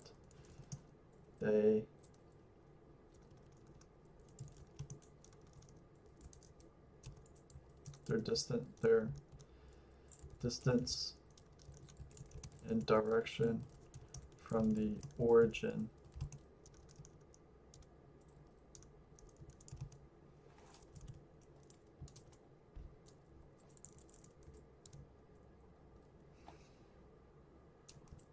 explain their properties. The arrows, the blue arrows,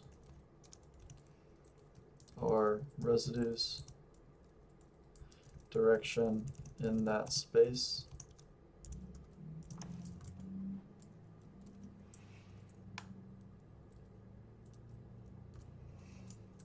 Some residues point to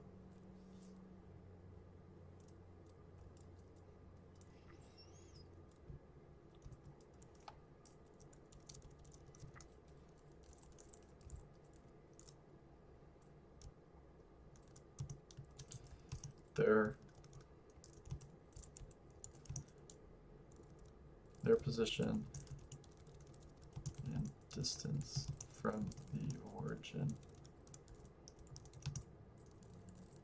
Describe their relationship to the ligand properties. Am I on the right track here? I think that's how to interpret it.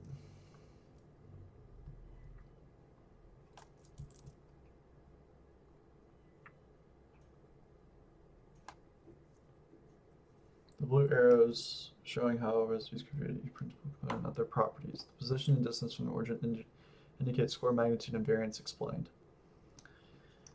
Just a couple of tweaks to make the picture precise. Each dot is a ligand condition.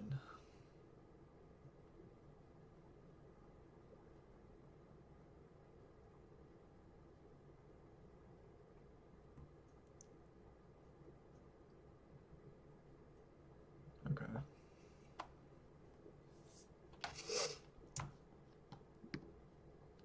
Are data-driven directions that capture the biggest patterns.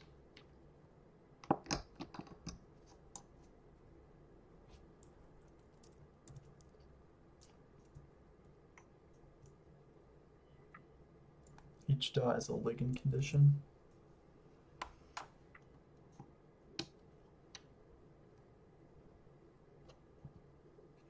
PCA does not use, okay, so those colors are overlaid. Distance and direction from the origin. Farther from the origin, the ligand shows a stronger version of the pattern encoded by those PCs, closer, more average. The direction a ligand sits points to a set of residues that dominate that region of the space. See the arrows / loadings.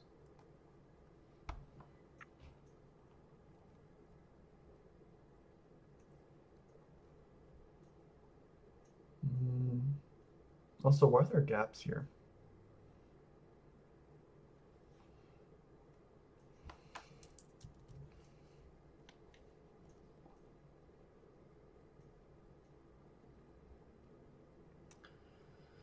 Those arrows are residue loadings. Okay.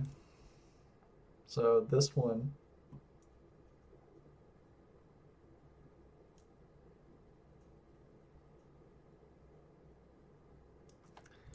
what's the difference between E and F?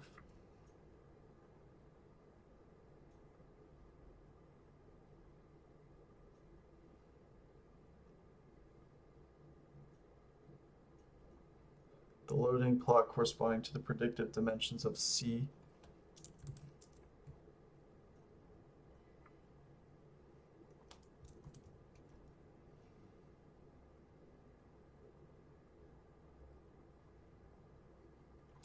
Okay, so this is for C, this is for D.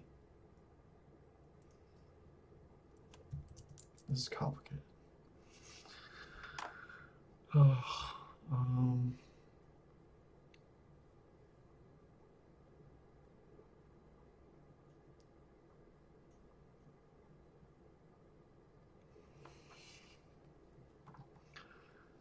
The ligand shows a stronger version of the pattern encoded by those PCs, closer equals more average. The direction a ligand sits points to a set of residues.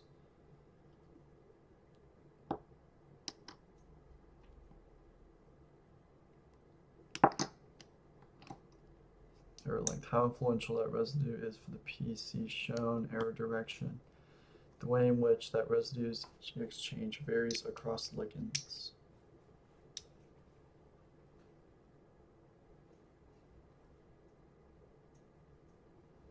I think that's the key idea right here.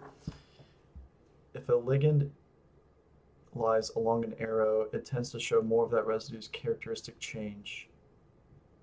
If it lies the opposite, it tends to show less. I think that's kind of like the key point there.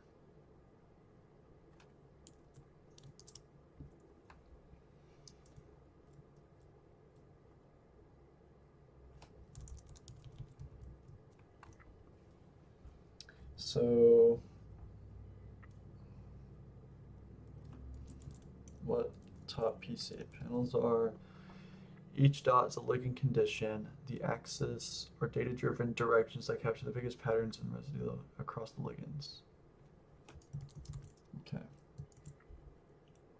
So each dot is a ligand condition.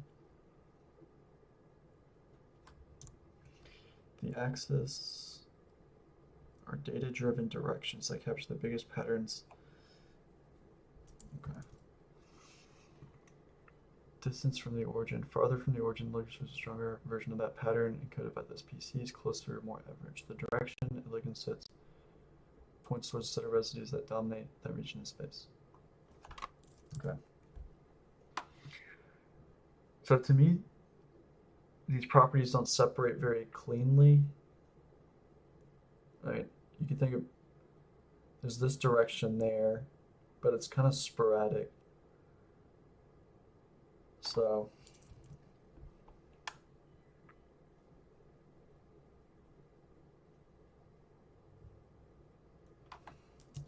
all right.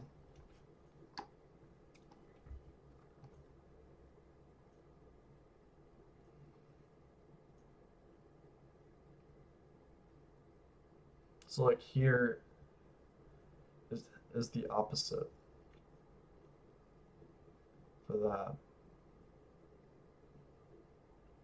This seems to point in that direction.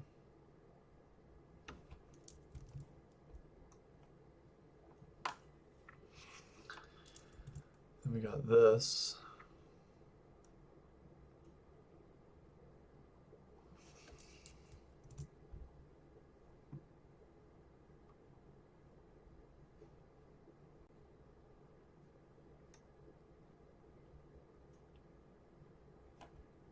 You see as an emergent correlation, the HT patterns happen to line up with the labels. In the study, ligands that sit towards arrows tend to be, okay.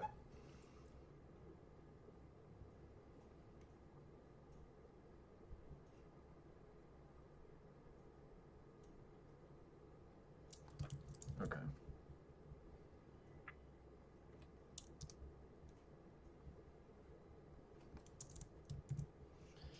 Ligands that sit towards arrows for helix 3, beta sheet, helix 5. I don't see any beta sheet here. Tend to be ABCA1 high.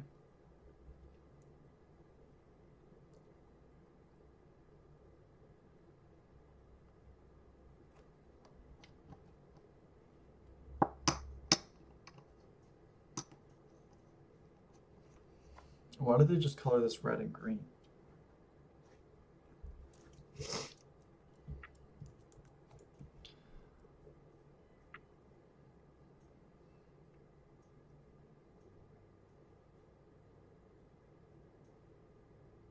Okay. Purple indicates a positive loading.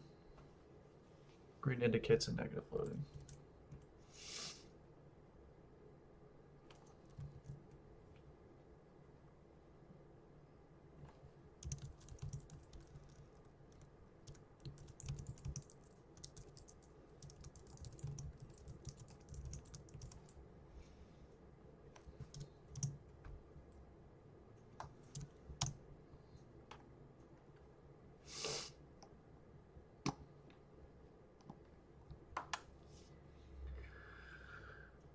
Purple indicates a positive loading, positive correlation with the original variable.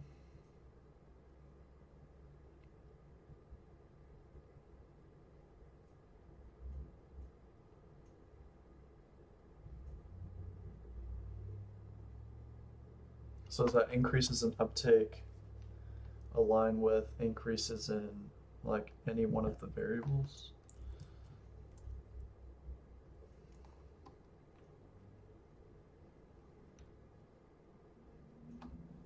So looking at the protein, the colored protein structure, purple indicates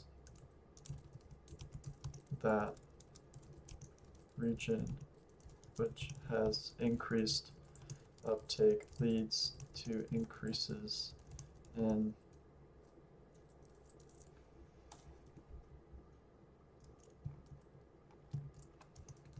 what's it called?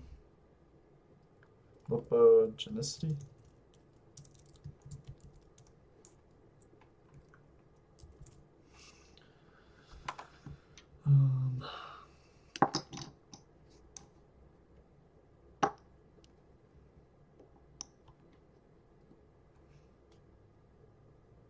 So this is all purple and this is green.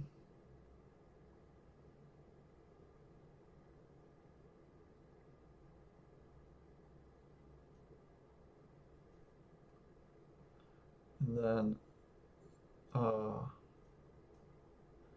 for here, for PCA2, most of them are green. Yeah, okay, I think I get it.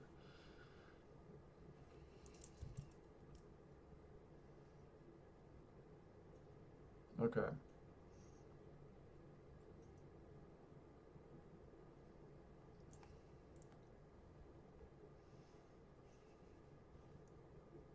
Okay. If a region is purple on, say, PCA1, right, so this, then ligands with high PCA1s tend to show more of whatever sign the feature encodes to that region. In the study, the feature TRE are signed residue effects. So at purple, H3 on PCA1, movement in the PCA1 goes with stronger H3 signal, more protection if that's a positive sign.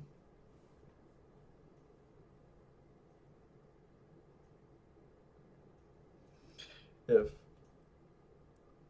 high cluster towards positive PCA1, which they don't.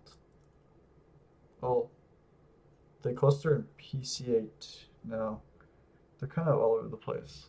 Low are mainly positive.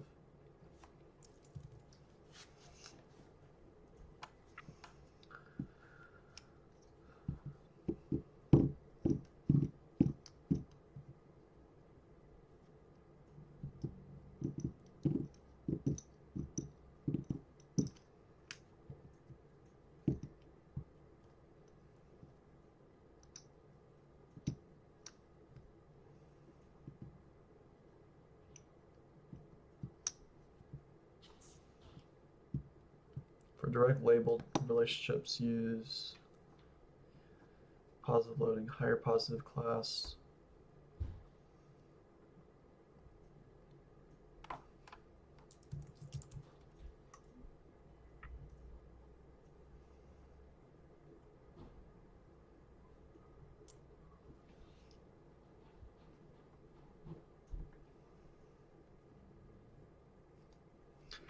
Purple indicates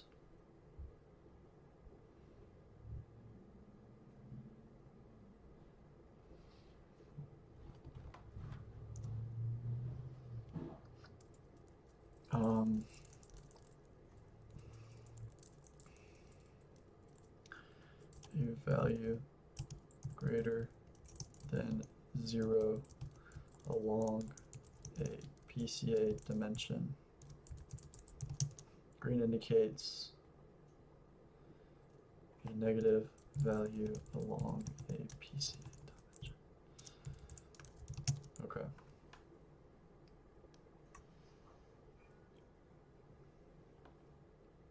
So the purple here, PCA3. So, so PCA1, if it's green, it aligns with lipogenic stuff.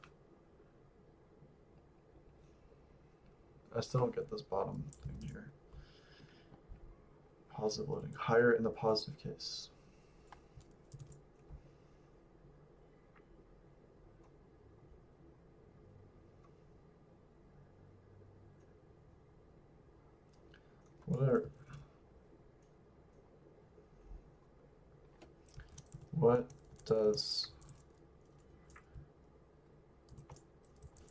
What does the color for false and true mean here?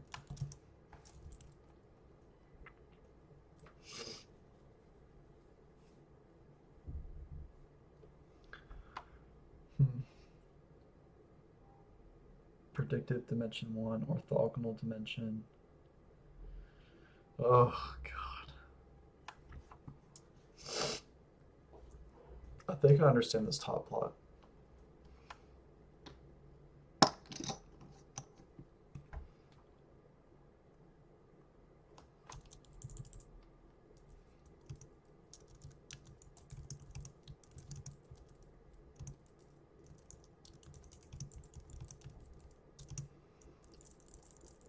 For residue level TRE versus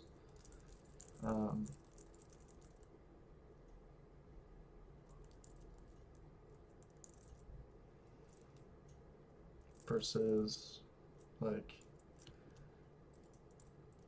molecule properties.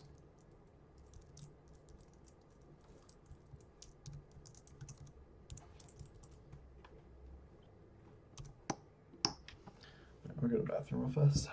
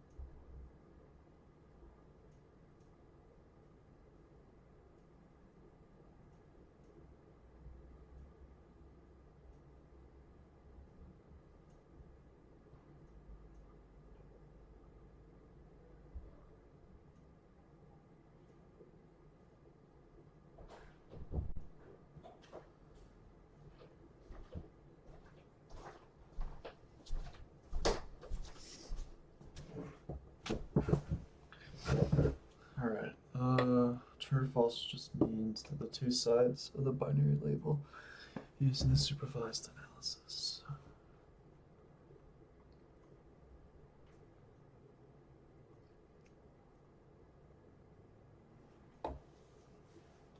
Okay.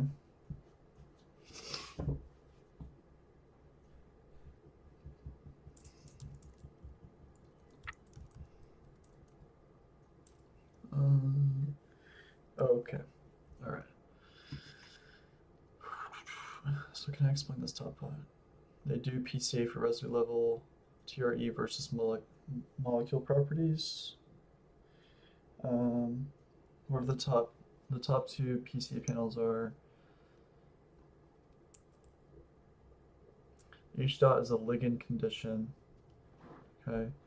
The axis are data-driven directions that capture the biggest patterns in residual HDX fingerprints across ligands.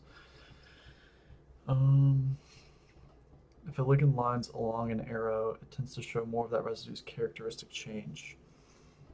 Stronger stabilization there, given how a feature was encoded, whereas on the opposite, it tends to show less with the opposite side.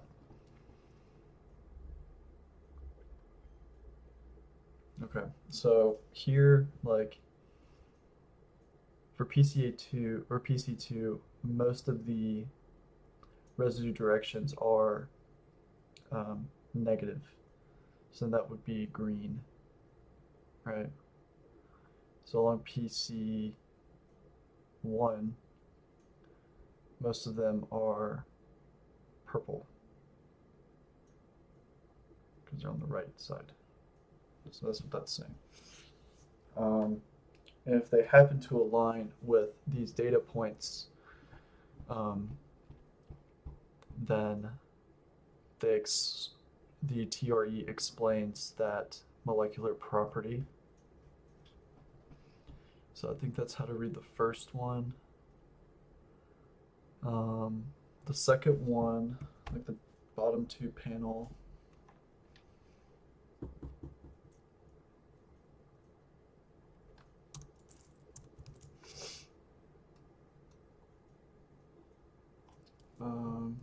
see what the paper says.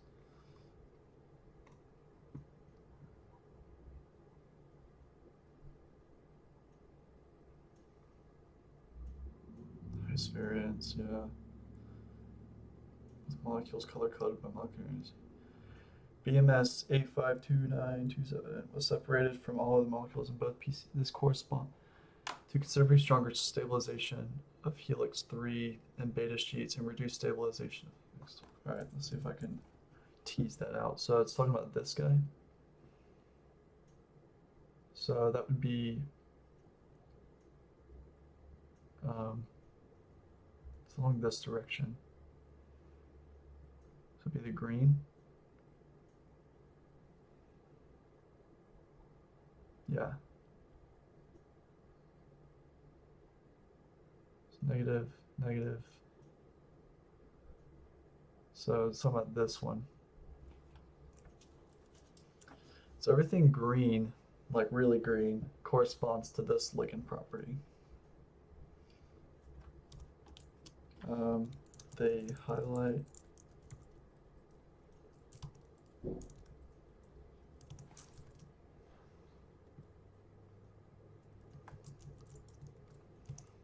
as being separated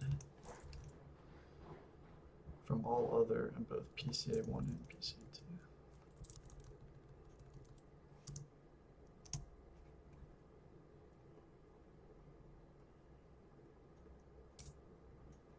I mean, what about PCA3? Oh no, I guess not. Because it's there's a lot there in the negative, but here there's only one. Yeah.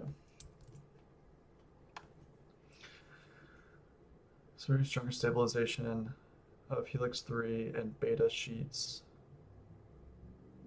and reduced stabilization of helix 10 through 12. Stronger stabilization of helix 3. So that's talking about that. Why do they move the orientation of this? I guess it's like to the right just a little, but This kind of, I don't know why they would do that. Okay. And reduce stabilization of helix 10 through 12.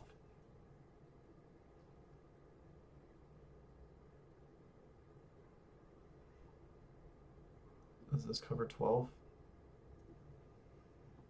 Then you have better figures, I think.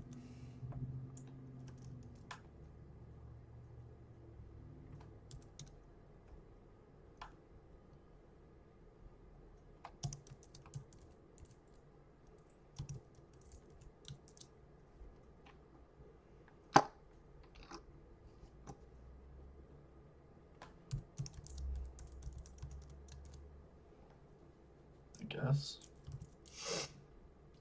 Separate broadly among PC1 or lipogenic molecules through grouping together, present a more complex interpretation. The loadings visualize directly on structure, indicate residues contribution to the component variance with darker shades representing stronger contributions. As expected, PC1 is driven by variation in the base C, adopting functionality.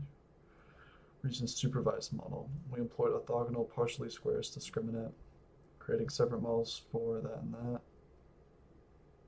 Directly separates data along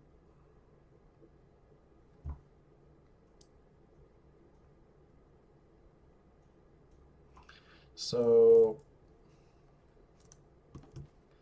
in the middle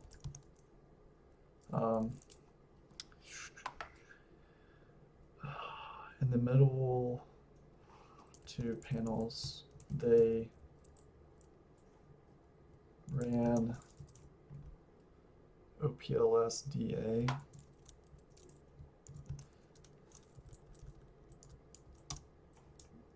Is that a common thing? Orthogonal partially squares discriminant analysis.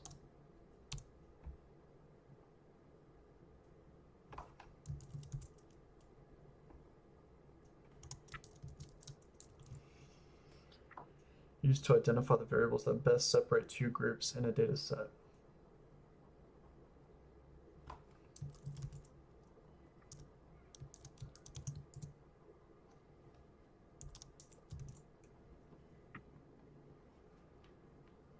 So this is supervised.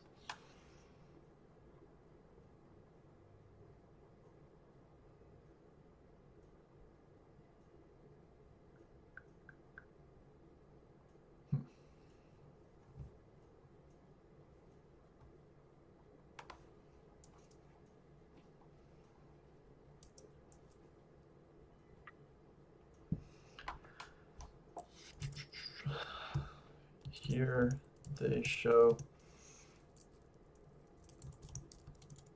the two properties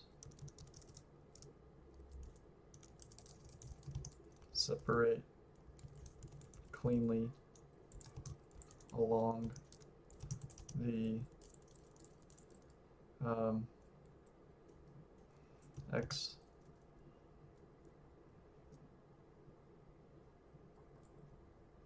along the 0 and the X axis.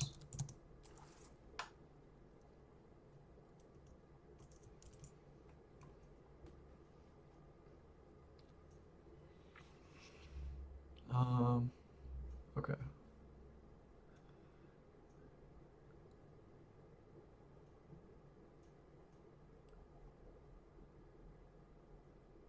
True positive class, high ligands.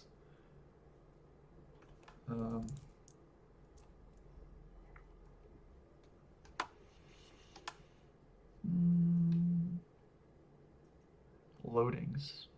Why is it called loadings?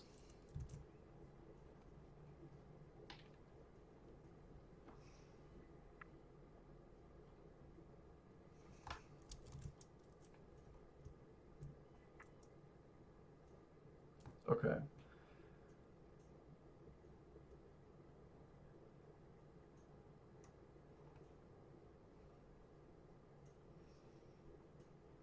So with the true here.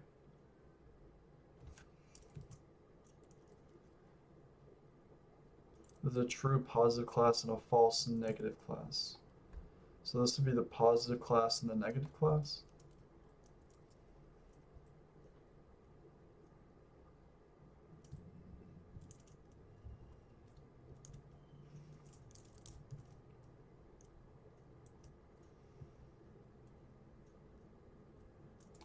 Okay. A positive loading means this residue signal is higher in the true positive class.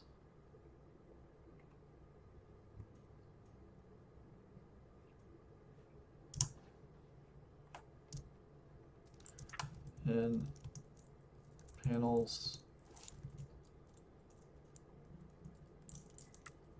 what is it?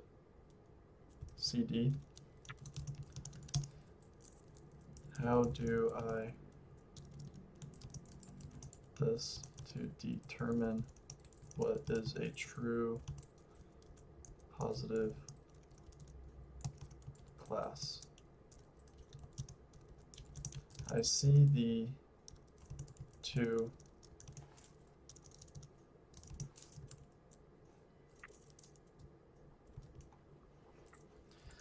lipogenic and non-lipogenic are separated by the 0 along the x-axis. Are these, is this what determines the two classes? And along the y-axis is if it is a positive or negative.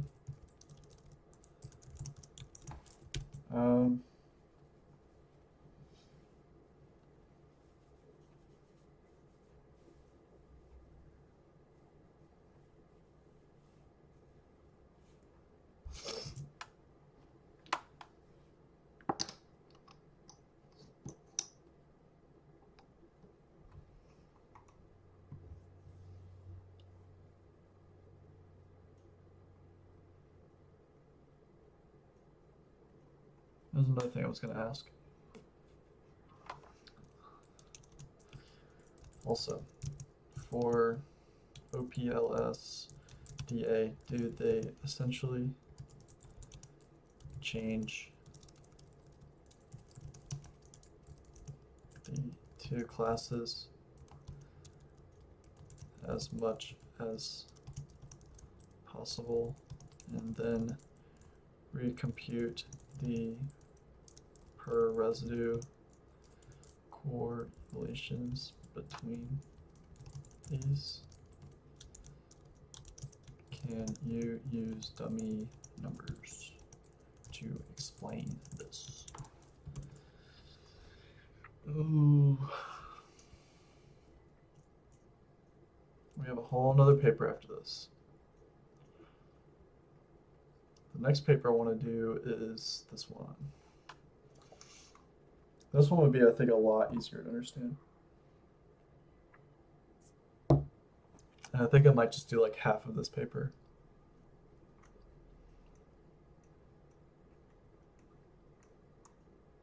But I've actually simulated this before. It's right here.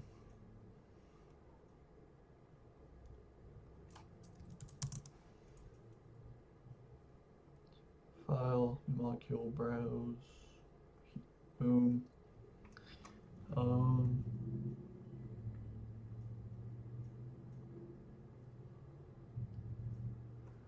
There's some problems with it because I gotta center it, but yeah.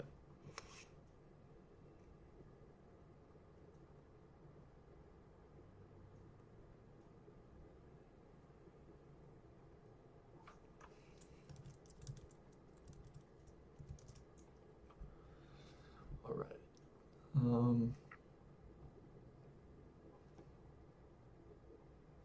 How to read the panel plots. X-axis, predictive component, often labeled T1.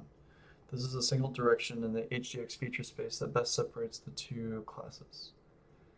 For lipogenicity, panel C, the positive class is, and the negative class is, okay. Y-axis, orthogonal variation in the HDX fingerprint that is uncorrelated with the class label. It's help visualize clusters, but doesn't determine class. Decision rule conceptually. Points to the right, X is greater than 0, positive predictive score, they align with the positive class. Points to the left, the negative class, the vertical line.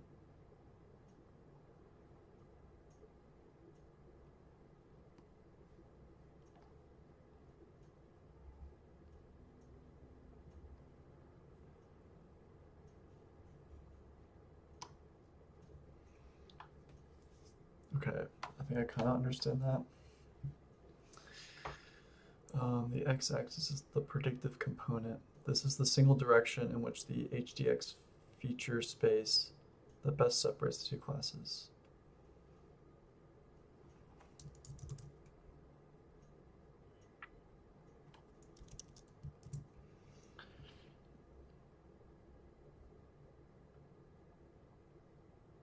Okay.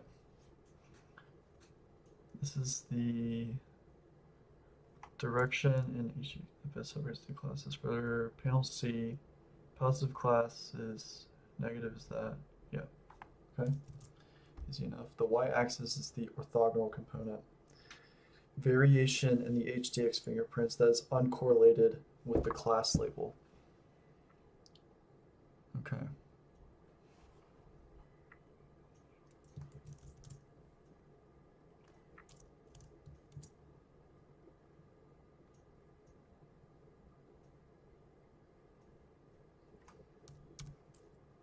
It helps visualize cluster, but doesn't determine class. I still don't quite understand that, but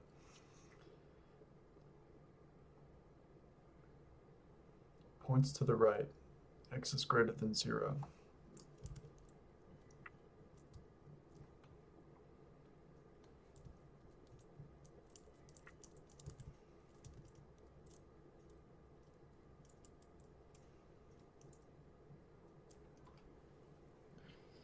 True or false in this plot? A true positive would be a positive class ligand. Oh, okay. So if this was over there, it'd be a false positive, is what it's saying. So there's no false positives.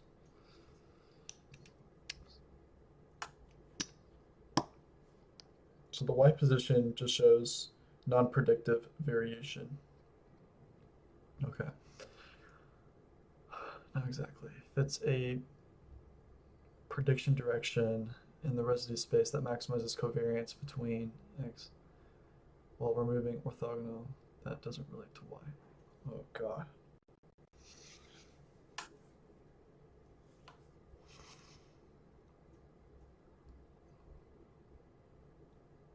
What does covariance mean?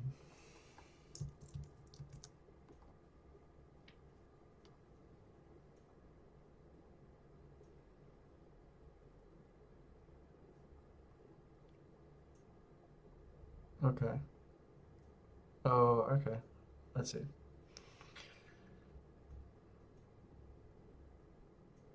So they're just maximizing the direction where it separates the points. And to do that, you have to maximize the covariance. So if one data point moves, the other one does too.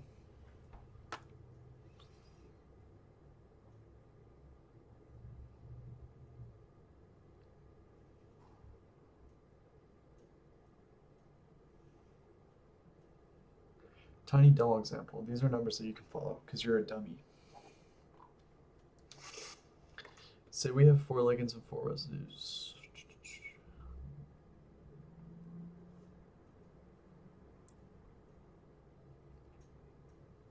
Okay.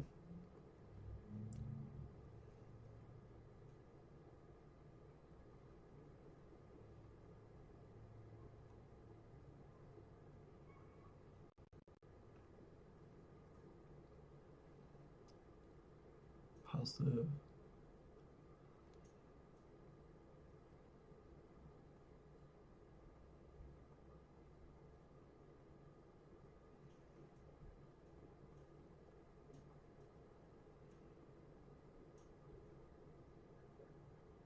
All right, I get that.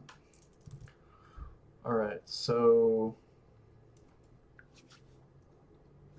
all right. Okay, I get this. So,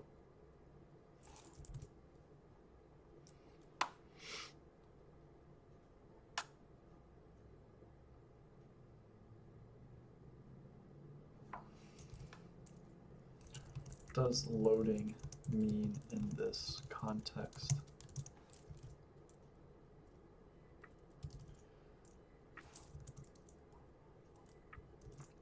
What does it mean if it is true or false? And if the loading is positive or negative?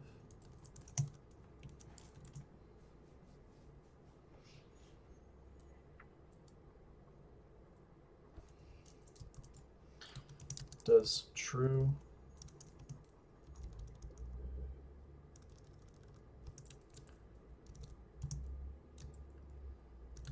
does OPLS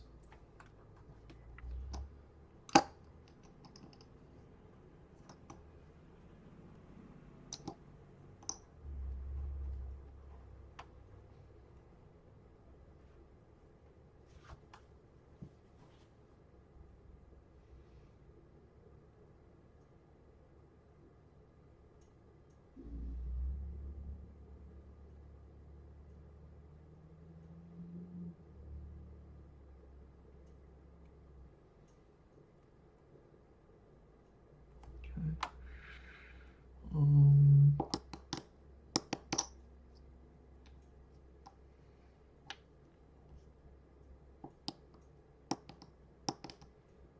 mm,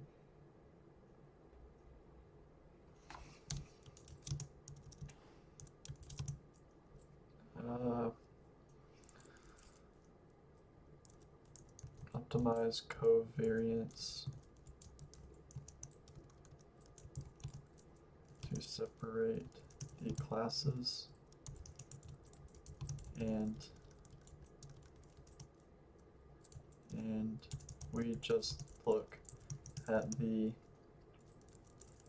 outcome of the residue contribution at the end.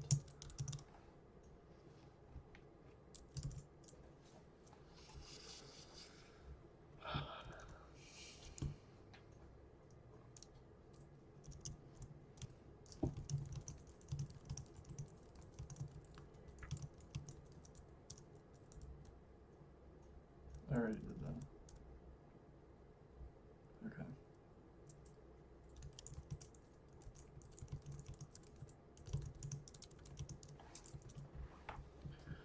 Alright, what is loading here? Loading is the per residue contribution to that particular axis of the model.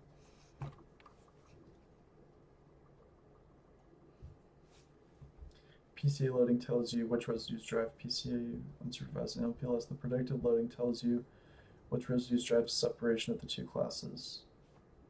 Yeah.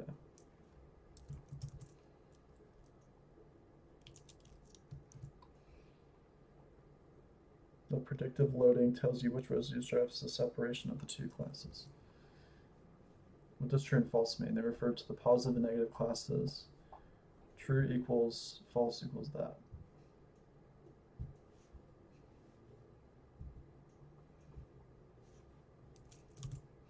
Alright, so this means that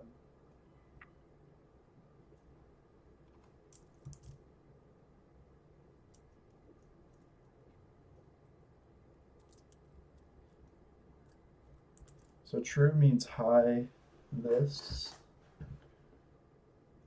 false means low. I still don't know what positive loading means. That residue is higher in the true positive class. Okay, so the positive class is non-lipogenic.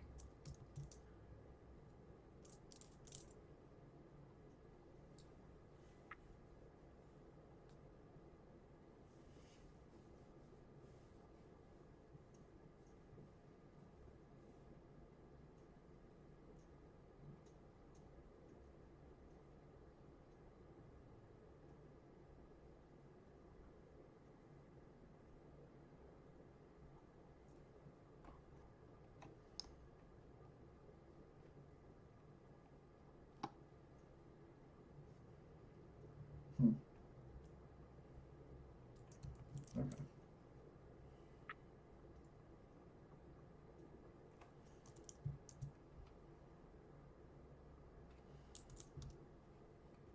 Positive loading. That residues feature TRE is higher in the true positive class and pulls the samples rightward along the predictive x-axis.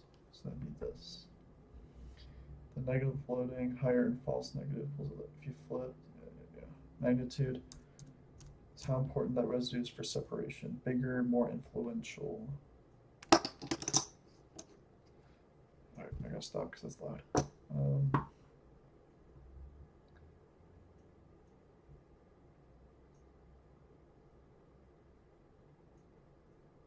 Okay, so this contributes a lot to the true positive class.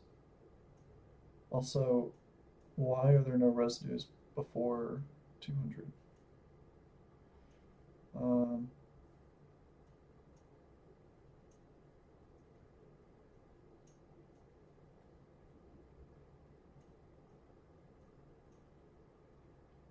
Okay.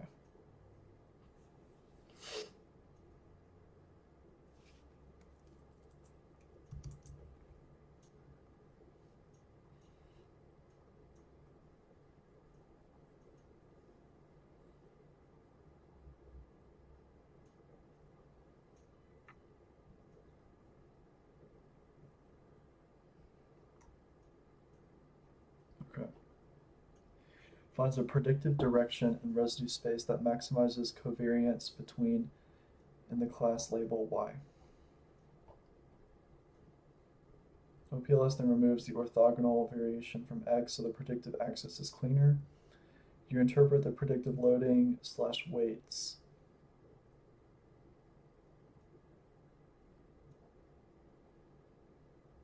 And scores, so dummy model. Okay. Suppose the learned predictive loadings are this and that. Positive loading higher in the true class.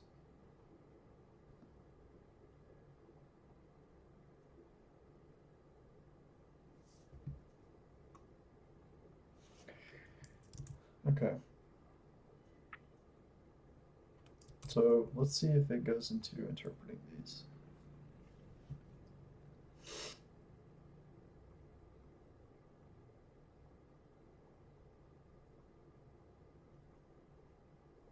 OPS Derkay suffers. Yeah. Associated residue weights loading are depicted in line plots. The separation between high and low was driven on the residues on helix 3 and adjacent beta sheet helix 5s, whereas separation along of larger contributions from helix 1 whether dependent on the molecule. Notably, lipogenic molecules saw marked stabilization of residues 214 to 219.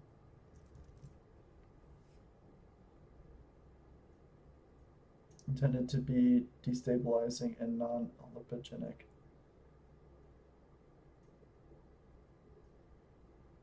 Destabilized and okay. However, these effects are partially correlated with residues that contribute, complicating the differentiation of competing effects. I don't know.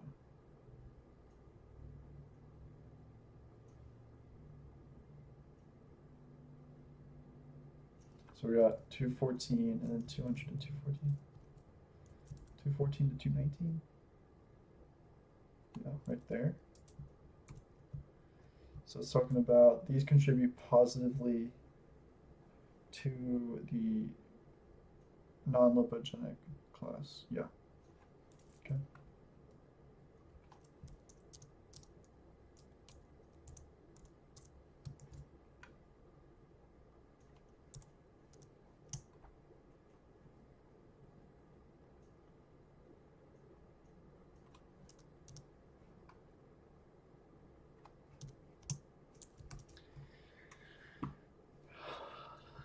CSA was performed.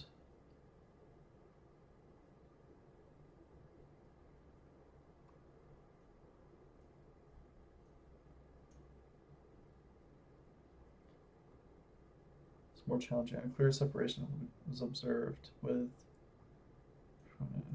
15.1. 15.1.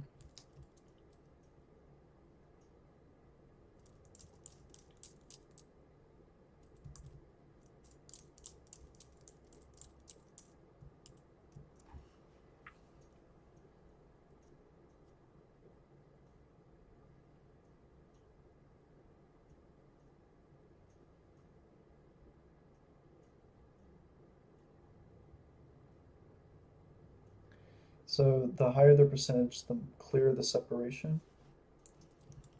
Do these look more cleanly separated? I would expect this one, right? Because the yellow is like centered around 0. Or am I tripping?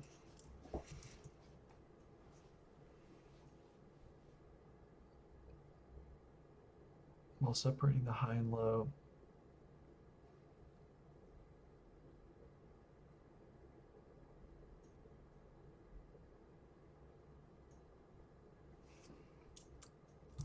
I mean, they're pretty much the same.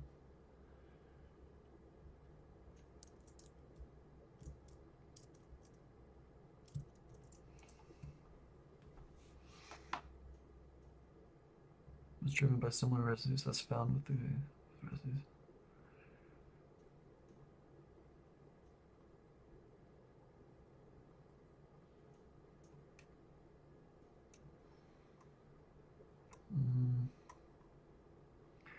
All right, so what I'm going to do is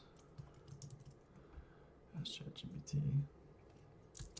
Okay, great. Let's rewrite this in full in the same tone of voice. Do not use equations, just text.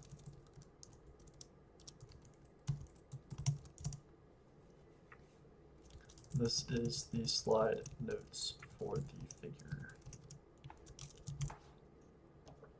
This is going to be so hard to explain.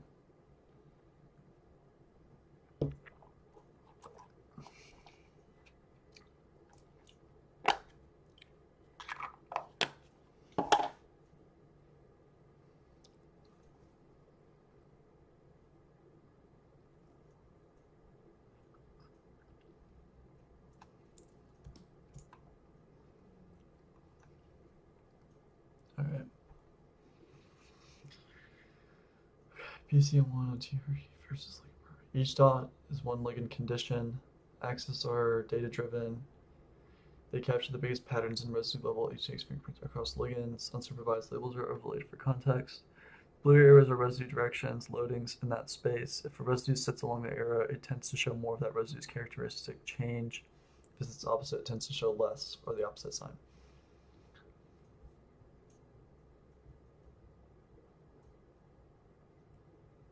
That sounds fine.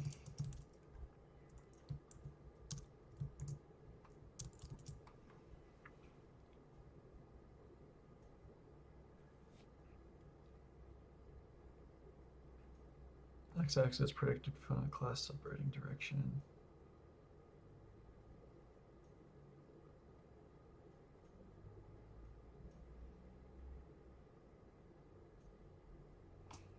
Okay.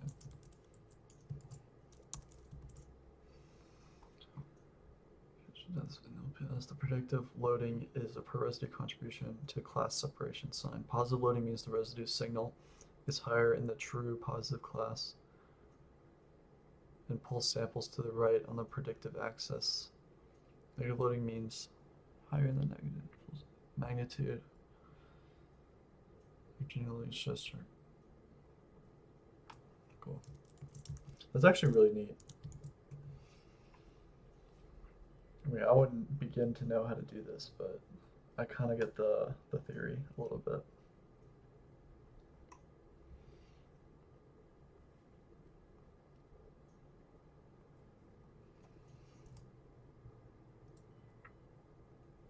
Monday I'm gonna have to go through this again.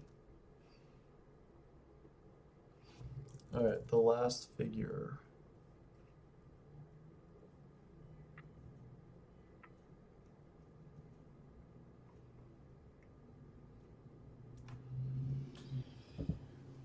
Yeah, I am, unfortunately. But I'm presenting it at 2:30, and it's honestly like a half presentation, so it's pretty low stakes. Like, it's just for like my group meeting. In the analysis, we are predominantly using point estimates, specifically Bayesian non-parametric. While beneficial, this approach does not exploit the full potential of the methodology. Quantifying uncertainty in these analysis is paramount. If they to replace mouse experiments. Mouse experiments? Like real mouse? Yeah, but need to impress the PI.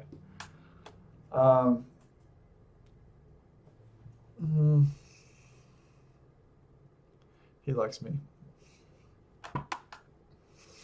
We're fine.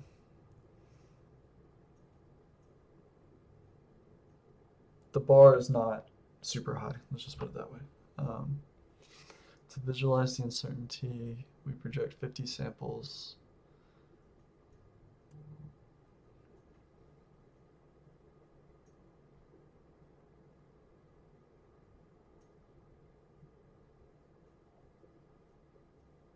Like, this isn't his specialty. He's more of like an experimentalist. I'm the only like computationalist in the group.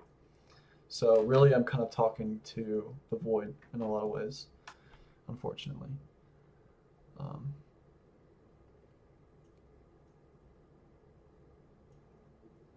To visualize the uncertainty, we project 50 samples from the posterior distribution.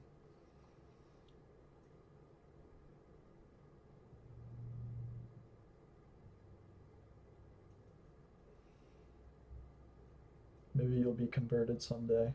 Oh no. I give you guys a lot of credit because on like the computational side of things, you basically can isolate variables like perfectly. But depending on like the type of experiment that you're doing and how sensitive it is, literally you can breathe on it wrong and the results are, you know, wrong, right? Like I have buddies that are in OChem, like they do organic research, and like the troubles they talk to me about are like insane. Like I don't know how they put up with it. But also this puts pressure on me because I'm expected to produce more. So it's kind of a two-edged sword. To visualize the uncertainty, we projected 50 samples from the posterior into PC equivalents.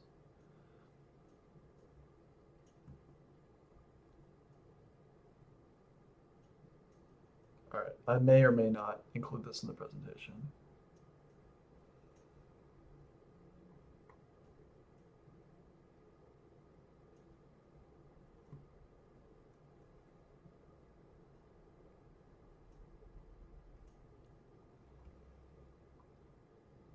This seems cool. Yeah, I feel for you guys.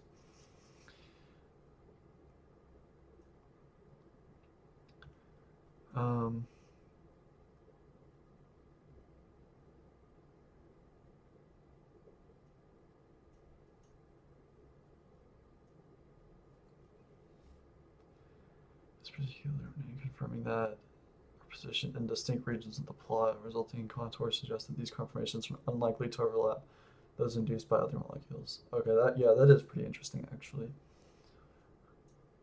Somewhat similar conformations. Wow. In effect, numerous molecules.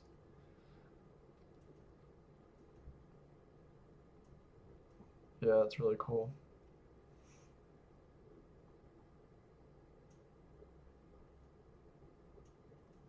Does not inherently indicate a change in the direction of, but it does weight.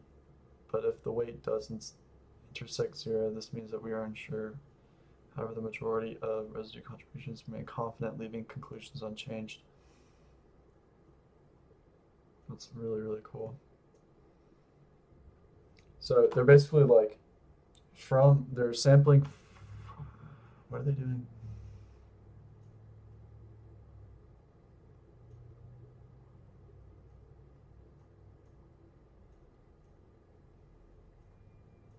Um,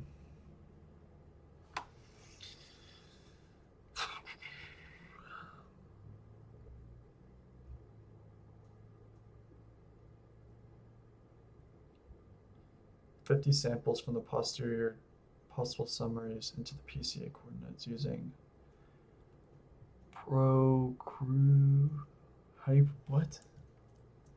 Procrucities? Is this even a word? Maybe a misspelling?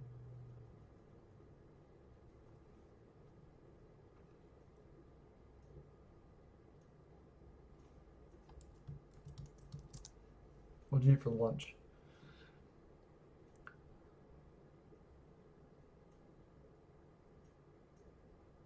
Yeah, like what the hell is that?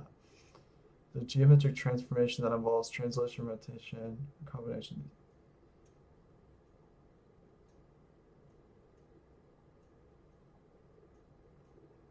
Ooh, I can get in a rabbit hole right here. Ooh, pot stickers, that sounds good.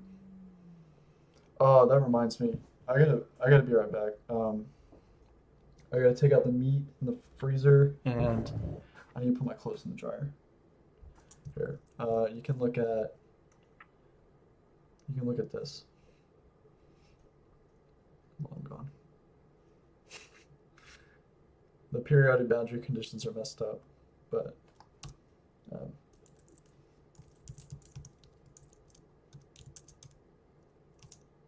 AMP, ATP, MG.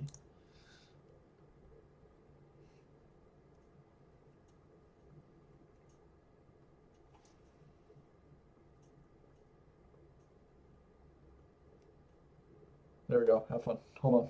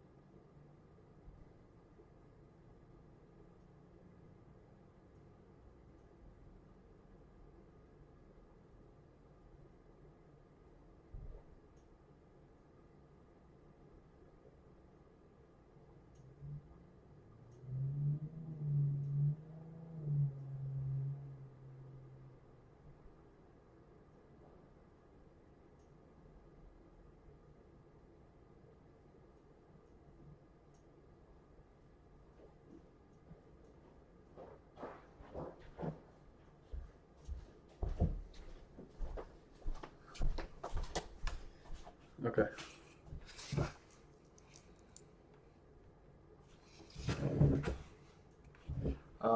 The next paper I'm looking at actually is talking about this.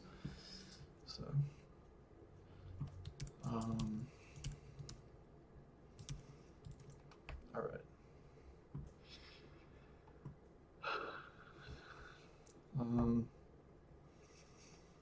Yeah. So. Reject 50 samples from the posterior distribution possible summaries. So I guess they're running the model and getting out different predictions to get a space of possible like effects ligands have. You can do that with uncertainty and conformational landscape. What are these components? I guess these are PCA components.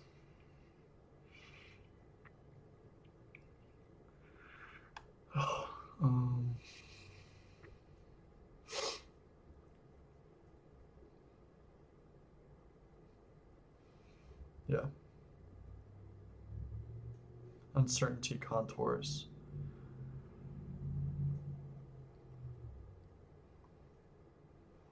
This is just crazy work, man.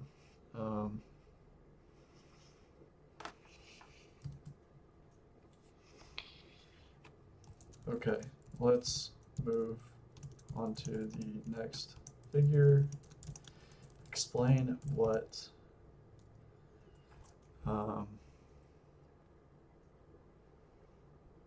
that is.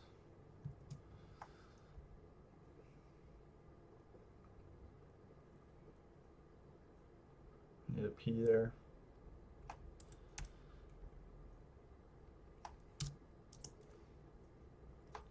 Is how they are using the model to get a conformational or confidence landscape.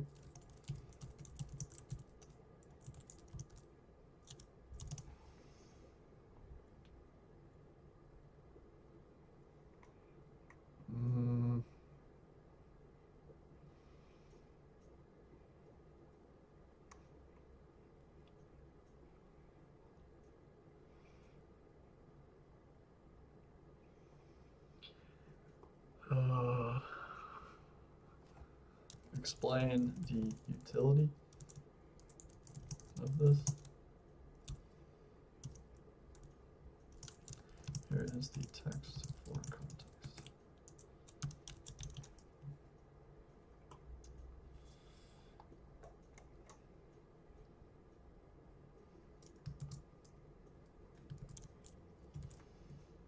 All right. How did you end up presenting this paper?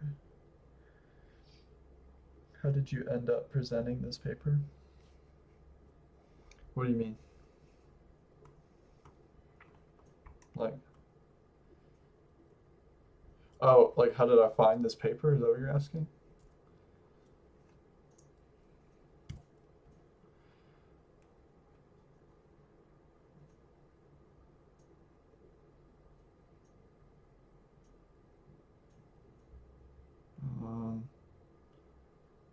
We'll do this.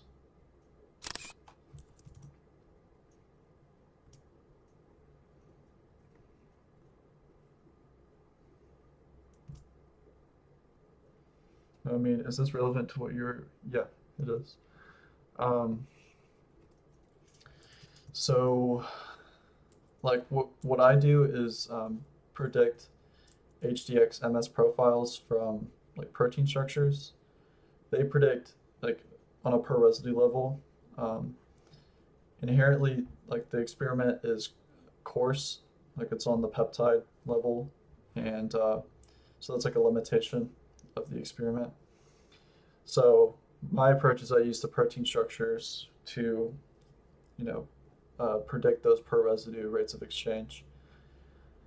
Whereas here he's using the experimental data to deconvolve it into per residue rates of exchange. So it's just two different approaches. But whether one, like I'm trying to figure out basically which one's better than the other, or if they can be combined eventually, which I do believe they can be.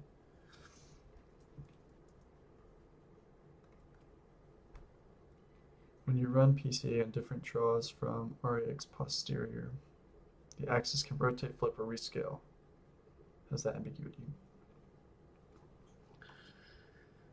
Is it best fit rotate, reflect, shift, scale to align one point cloud to another so that like with like is comparable? Like, how do you even like know about that? You know? Like, what class do you take? Like, what are they teaching over there?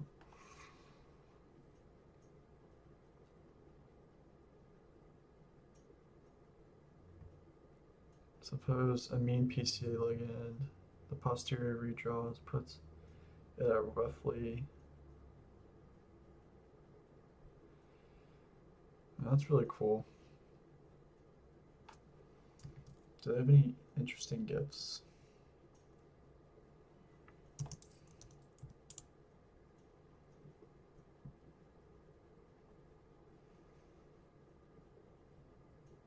Oh.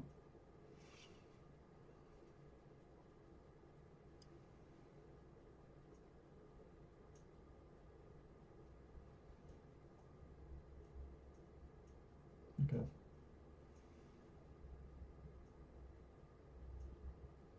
Nice. No, this is sick. Should I put this in my presentation?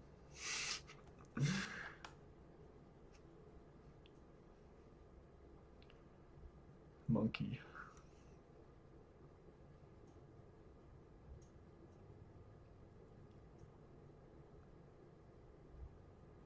Whoa.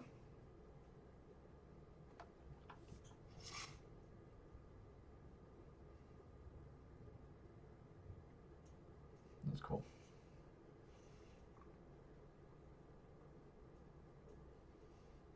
Transformers was a solid movie, like the first one.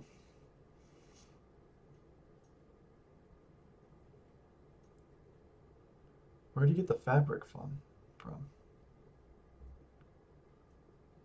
Oh, the very back. Okay. All right. Let's focus. Lock in, guys. Okay, I think I understand like the idea here. So, sample uncertainty, take many posterior draws from the residue level effects, they use 50. Each draw is a plausible alternative for all ligands. What do you mean for all ligands? For each draw, rerun PCA, get a new set of ligand positions, scores, residue contributions, loading, align each PCA to the reference, summarize across draws for each ligand.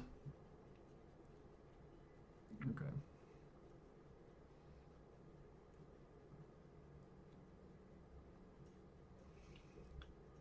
I don't know what they mean by sampling from the posterior. When you say sample from the posterior, you mean that there are different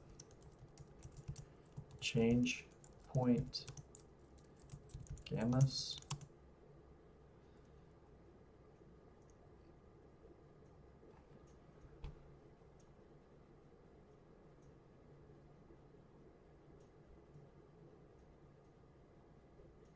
Right? That's probably wrong, but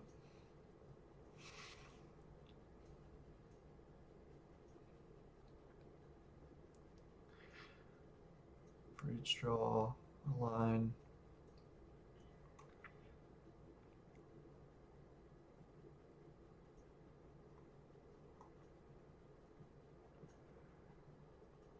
Each contour is a posterior. I might skip this figure.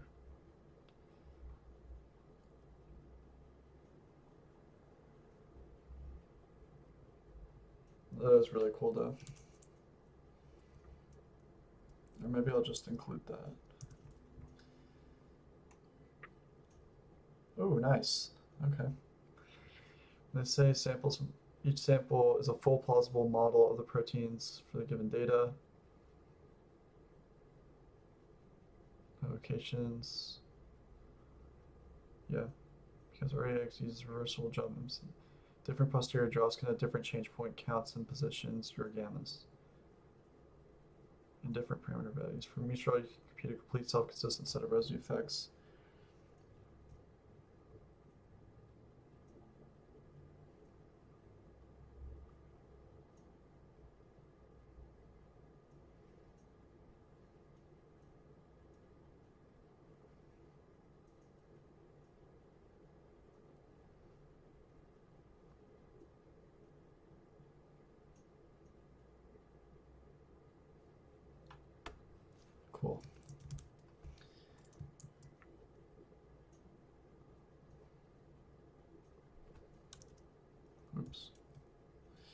take one posterior draw, compute ligand, and residue TRE, run PCA. So this is like, there's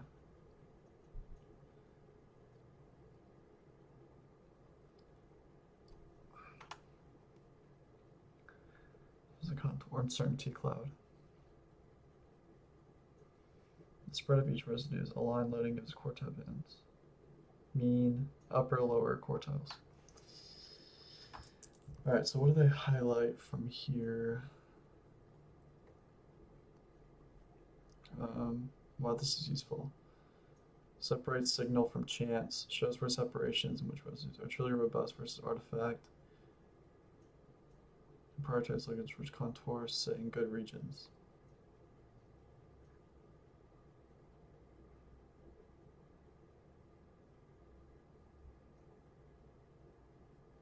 Yeah.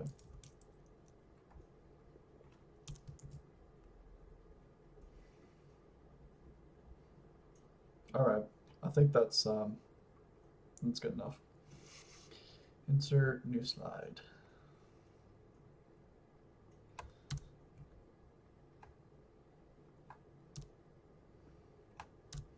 I could definitely apply some of these techniques to my model, but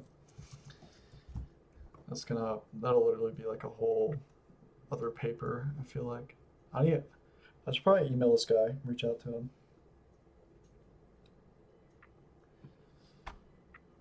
This is his GitHub. What has he worked on recently? What are his stars?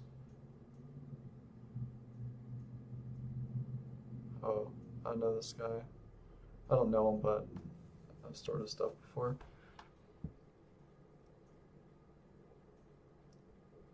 PhD at Cambridge.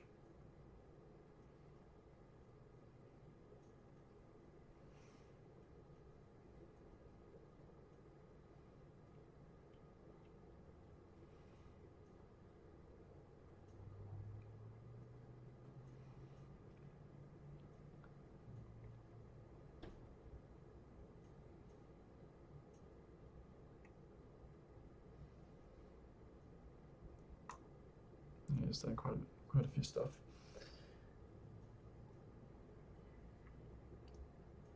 Chemometry? I've never even heard of that.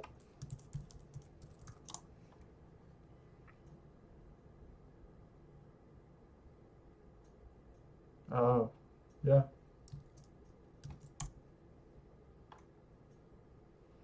That's cool.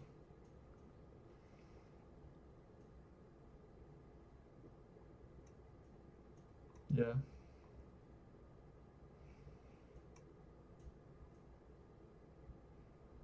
Man, that'd be a good class to take. I don't even think where I go it even offers it.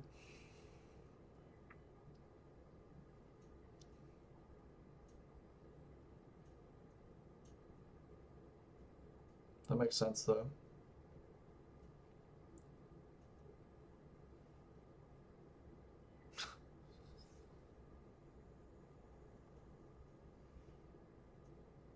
Yeah.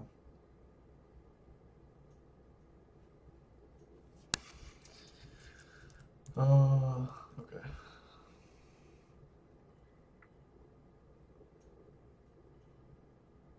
Yeah, I'll talk to him. It's like, it's simple chemometry.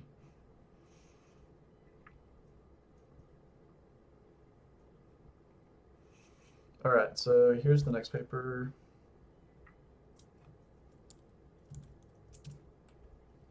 So let's do folder rex. And let's just drop all this shit in there. We'll call this 1 AKE. I only had 1 week crash course from our instrumental vendor. Yeah. Like, I almost feel like, so I do, mainly like my expertise is in molecular dynamics. So, I mean, we didn't even have an MD class. Like, we had a computational chemistry course, but that mainly taught like QM calculations, which you need for MD. But MD is like a completely different thing for discovery workflows. Yeah, it seems pretty powerful. That'd be a course definitely worth taking. But honestly, I was gonna say, like, much of the stuff you kind of learn on your own. I feel like. All right.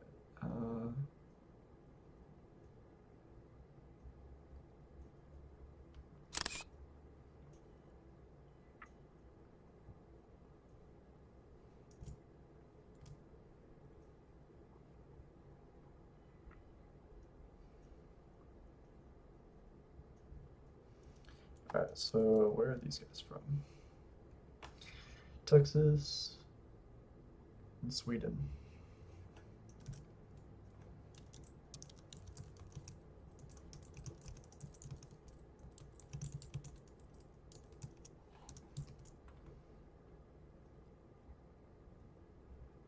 All right. So this one was pretty interesting. For one, like, I really want a model system. So I already have one for my predictor. But that I use like old data to like the system that I studied, the data for it is pretty old. Like it comes from like literally I think the 90s. So my collaborator said that if you could find a system that's cheap, we could buy it and then run HDX-MS on it and see how your model performs. So this is potentially a good system to use because the effects from ligand binding are very drastic. So you can see here there's like an ATP lid and an AMP lid. So this is it in its apo form. So this would have like very different, a very different uptake profile, whereas in the closed form it would have, another very big uptake profile. So the idea is to use my predictor to steer towards either one conformation or the other. And what I need for that is HDX-MS data. So this is potentially like a system would be like, hey, get data for this and see if I can steer to either or conformation, either one of these conformations. So, but in this study, they actually use MD steering with collective variables to see the binding and release of ATP and AMP. So I kind of want to see how they use steering here.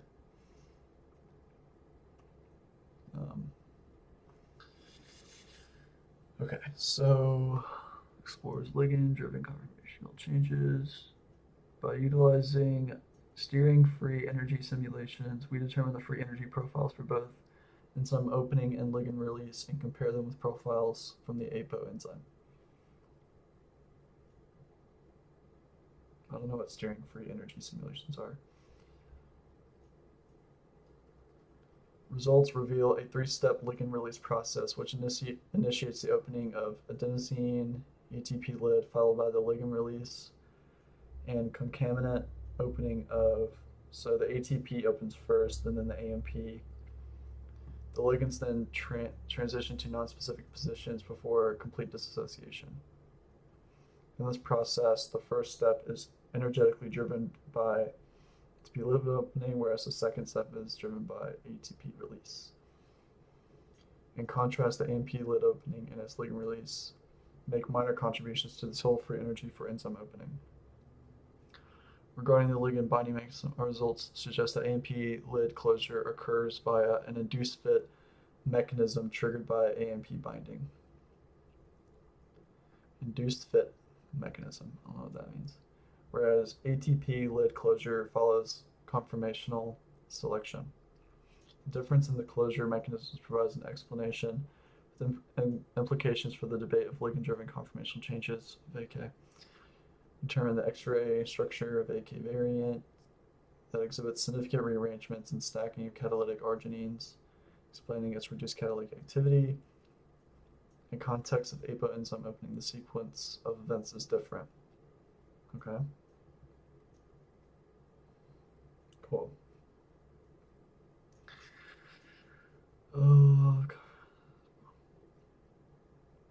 Enzyme catalysts, various biological undergoing large-scale yet mechanisms behind these changes remain a topic of debate. Research is ligand binding, where two molecules, namely conformational and induced fit, are the center of debate.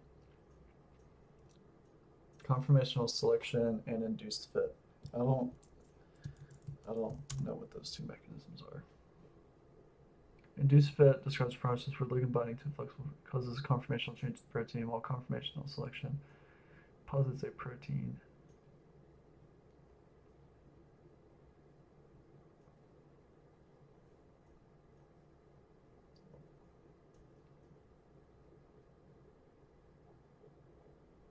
okay, here we go. The ligand binds to a loosely fitting active site, and this binding induces a change in the protein shape to create a perfect fit. Okay, hence the word induced. Occurs after ligand binding. Cool. Alright. Protein exists in dynamic equilibrium with multiple conformations. The ligand binds to it and stabilizes a pre-existing conformation that is already in the ensemble, often a higher energy one. Occurs before ligand binding. Okay. Makes sense. Conformational selection, also known as population shift, assumes that the enzyme exists in a pre with selective binding. In contrast, oh yeah, it explains it right here. Despite this apparent differences, distinguishing in real world can be challenging because initially establish non-specific contexts. Yeah, so like most things, everything exists in a mixture of both things, you know.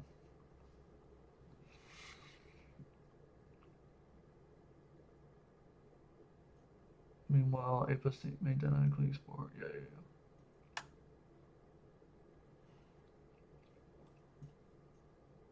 Plays a vital role in maintaining cellular energy homeostasis by catalyzing numerous X-ray anamorphies.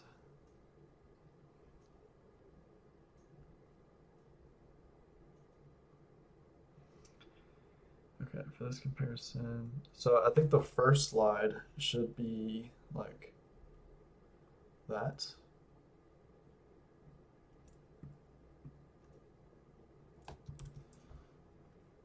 Insert new slide. So we just put this guy up there. What?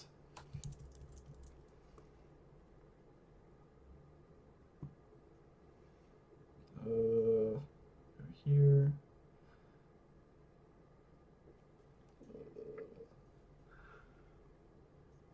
Research, presentations, lit reviews, save.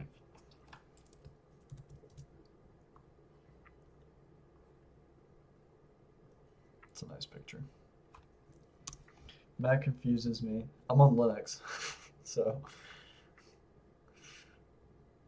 honestly, Windows confuses me more, especially for coding. I'm on Ubuntu.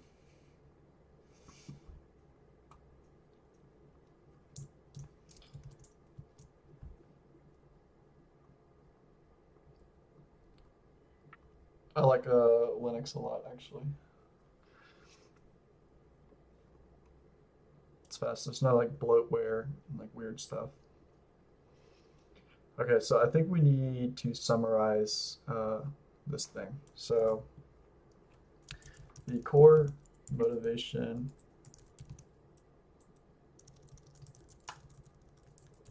for studying this is to resolve the debate, or not resolve the debate, but to provide insight into the details into the differences between, what did they say? Conformational selection and induced fit mechanisms.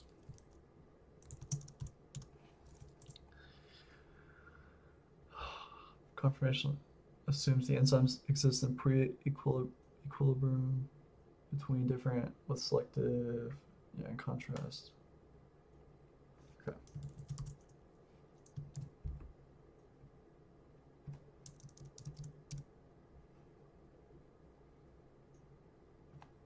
It's kind of a big sentence.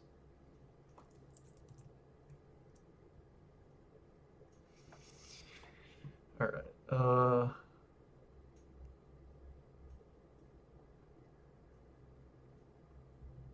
This enzyme plays a vital role in maintaining cellular homeostasis by catalyzing reversible. Okay.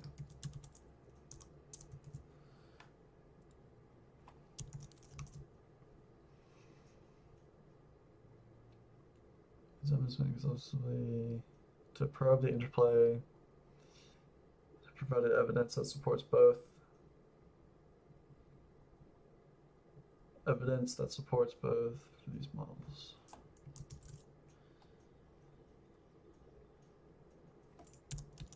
There it is. Evidence that supports both. For instance, X-ray crystal forming non-specific contacts demonstrate the structure of the enzyme in the initial stages of induced fit. This result aligns with NMR studies. Additional, on the other hand, okay. This enzyme has also been exhaustively studied as a model system for investigating the roles of close to open conformation and catalytic turnover.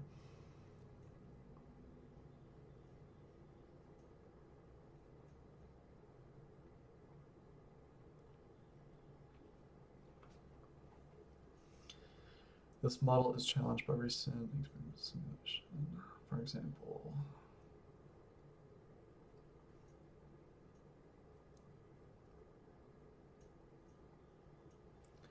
Markov state modeling report opening rates of open state were in orders of magnitude faster than the catalytic turnover.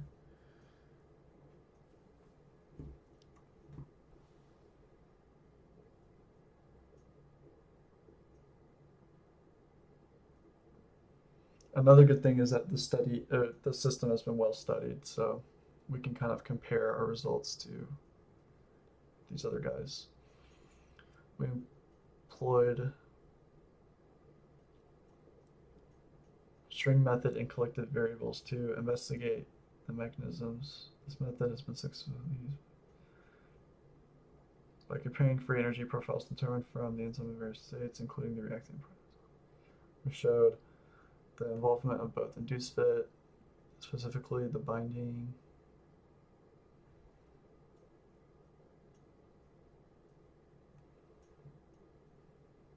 setup of our MD. Okay.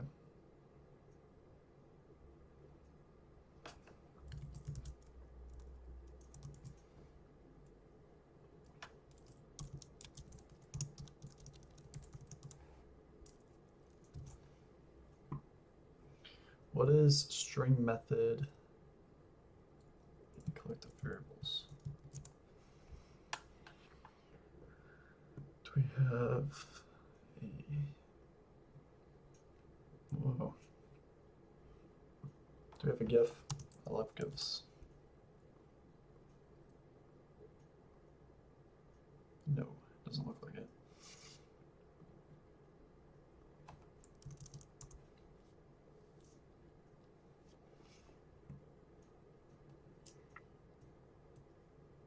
Okay, thanks Victor for nothing.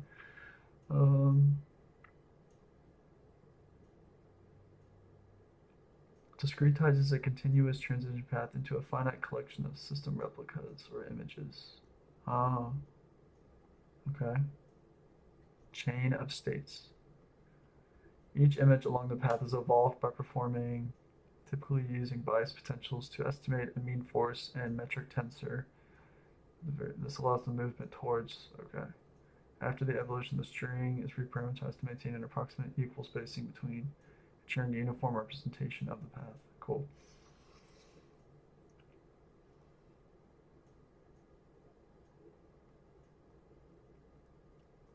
Focuses on finding the path with the chosen coordinate.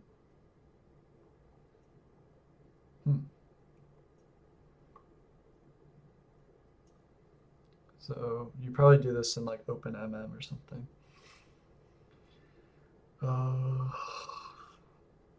By comparing the free energy profiles to remove including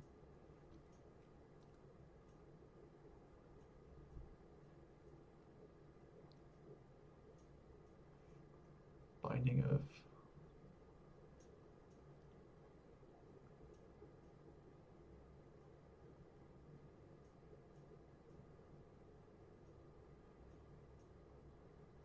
all right. MD system preparation and equilibration. The reactant and product state systems were prepared using the atomic coordinates of wild type 1 AKE in the closed conformation. So let's look at this.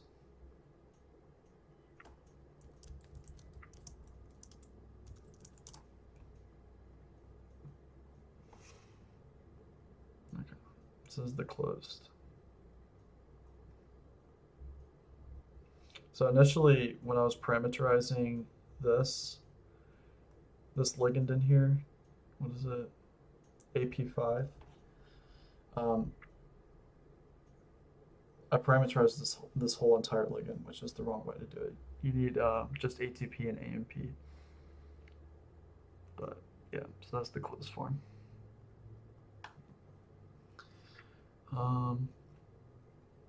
Prepared in both systems.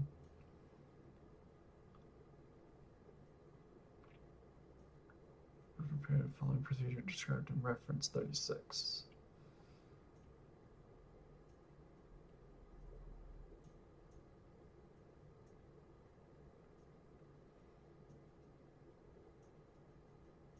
Okay.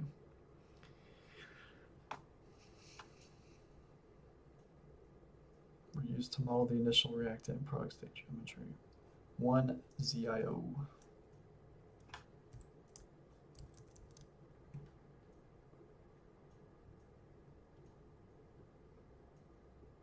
Ooh, that's cool. Does my magnesium look like it's over there? Yeah. Kinda. I'm sure this is licorice. Oh, not really. They're kind of far apart.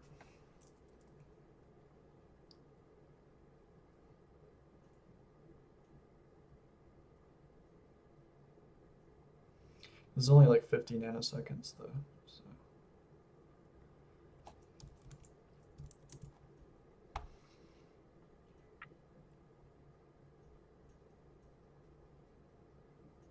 All right.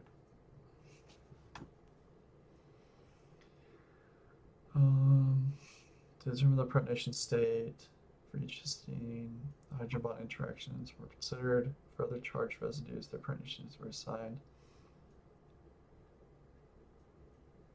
Yeah, that's one thing I didn't do was assign protonation states. -2, -3, okay. Okay, that's the fully AMP, fully deprotoned ADP, yeah. That's what I did. As described from the removal of these protons led to significant distortions in the orientation of these molecules in the active site. 72 angstrom cubic box. That's like huge, right?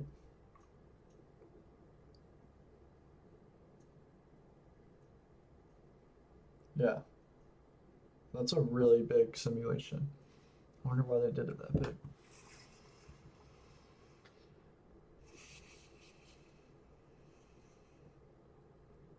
The APO.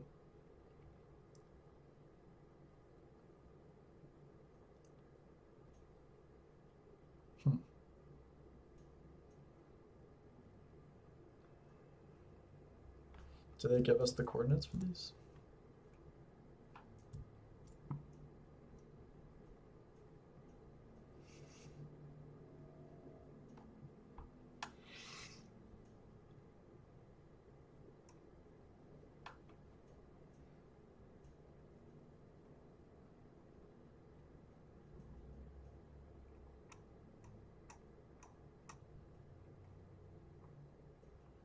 What do they use? Amber? Oh, that's just for analyzing the trajectory. Mm.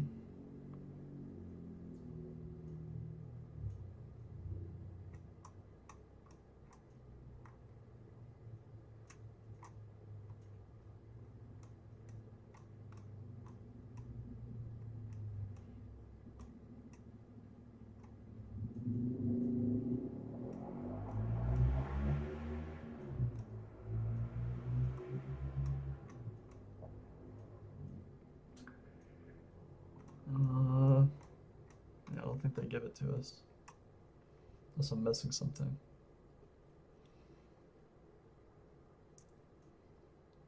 Also links different timescales.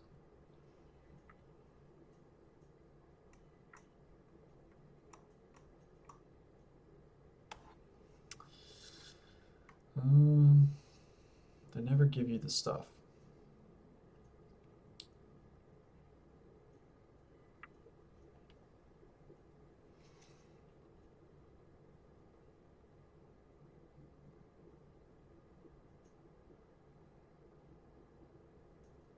$80 angstrom cubic box. That is so big.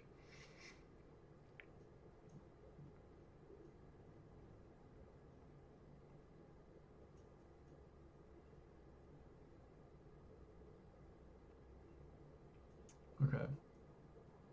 What is that? Was that a... Are they supposed to spell charm? Or is this something different? Yeah, I think they misspelled it.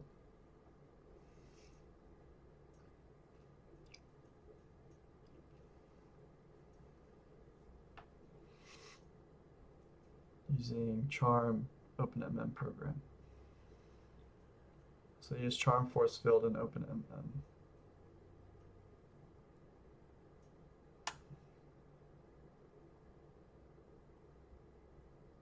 Gradually pulled away from the enzyme emitter, similar to steered MD with distance restraints for the center of masses from perspective binding pockets. This is followed by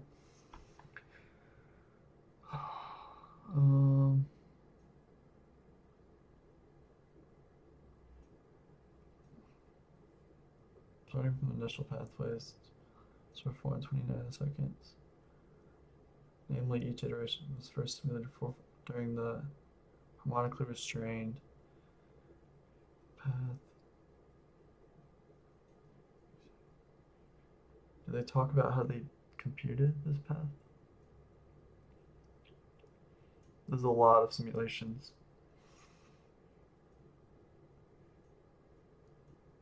Okay. Alpha represents normalized path, 0 fully open. Microseconds? That's a lot.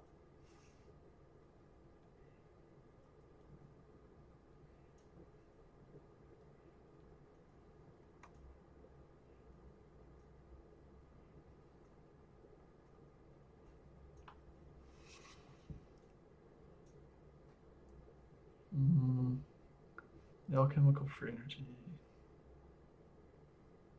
Somebody phosphor transfer this, chemically mutating the reactant species to the product species.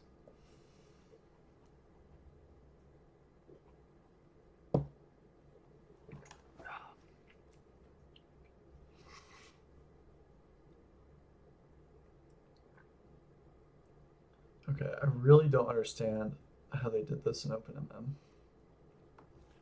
Is there like a tutorial? What's it called?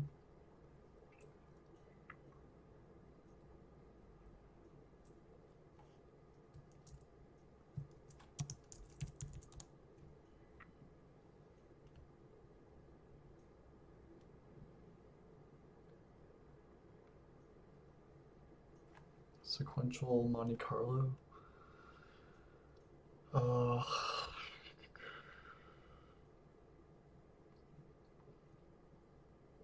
think they probably use this.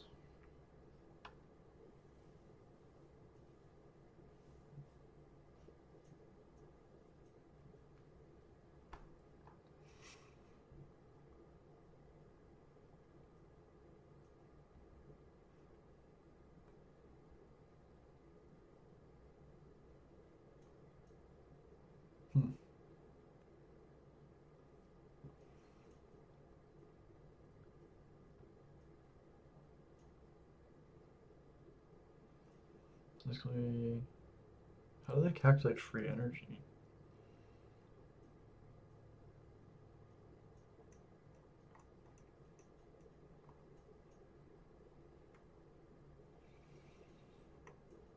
Alright, I think I'm going to take a break here. I need to put my clothes away. I'll probably be back later today. So, I'll see you.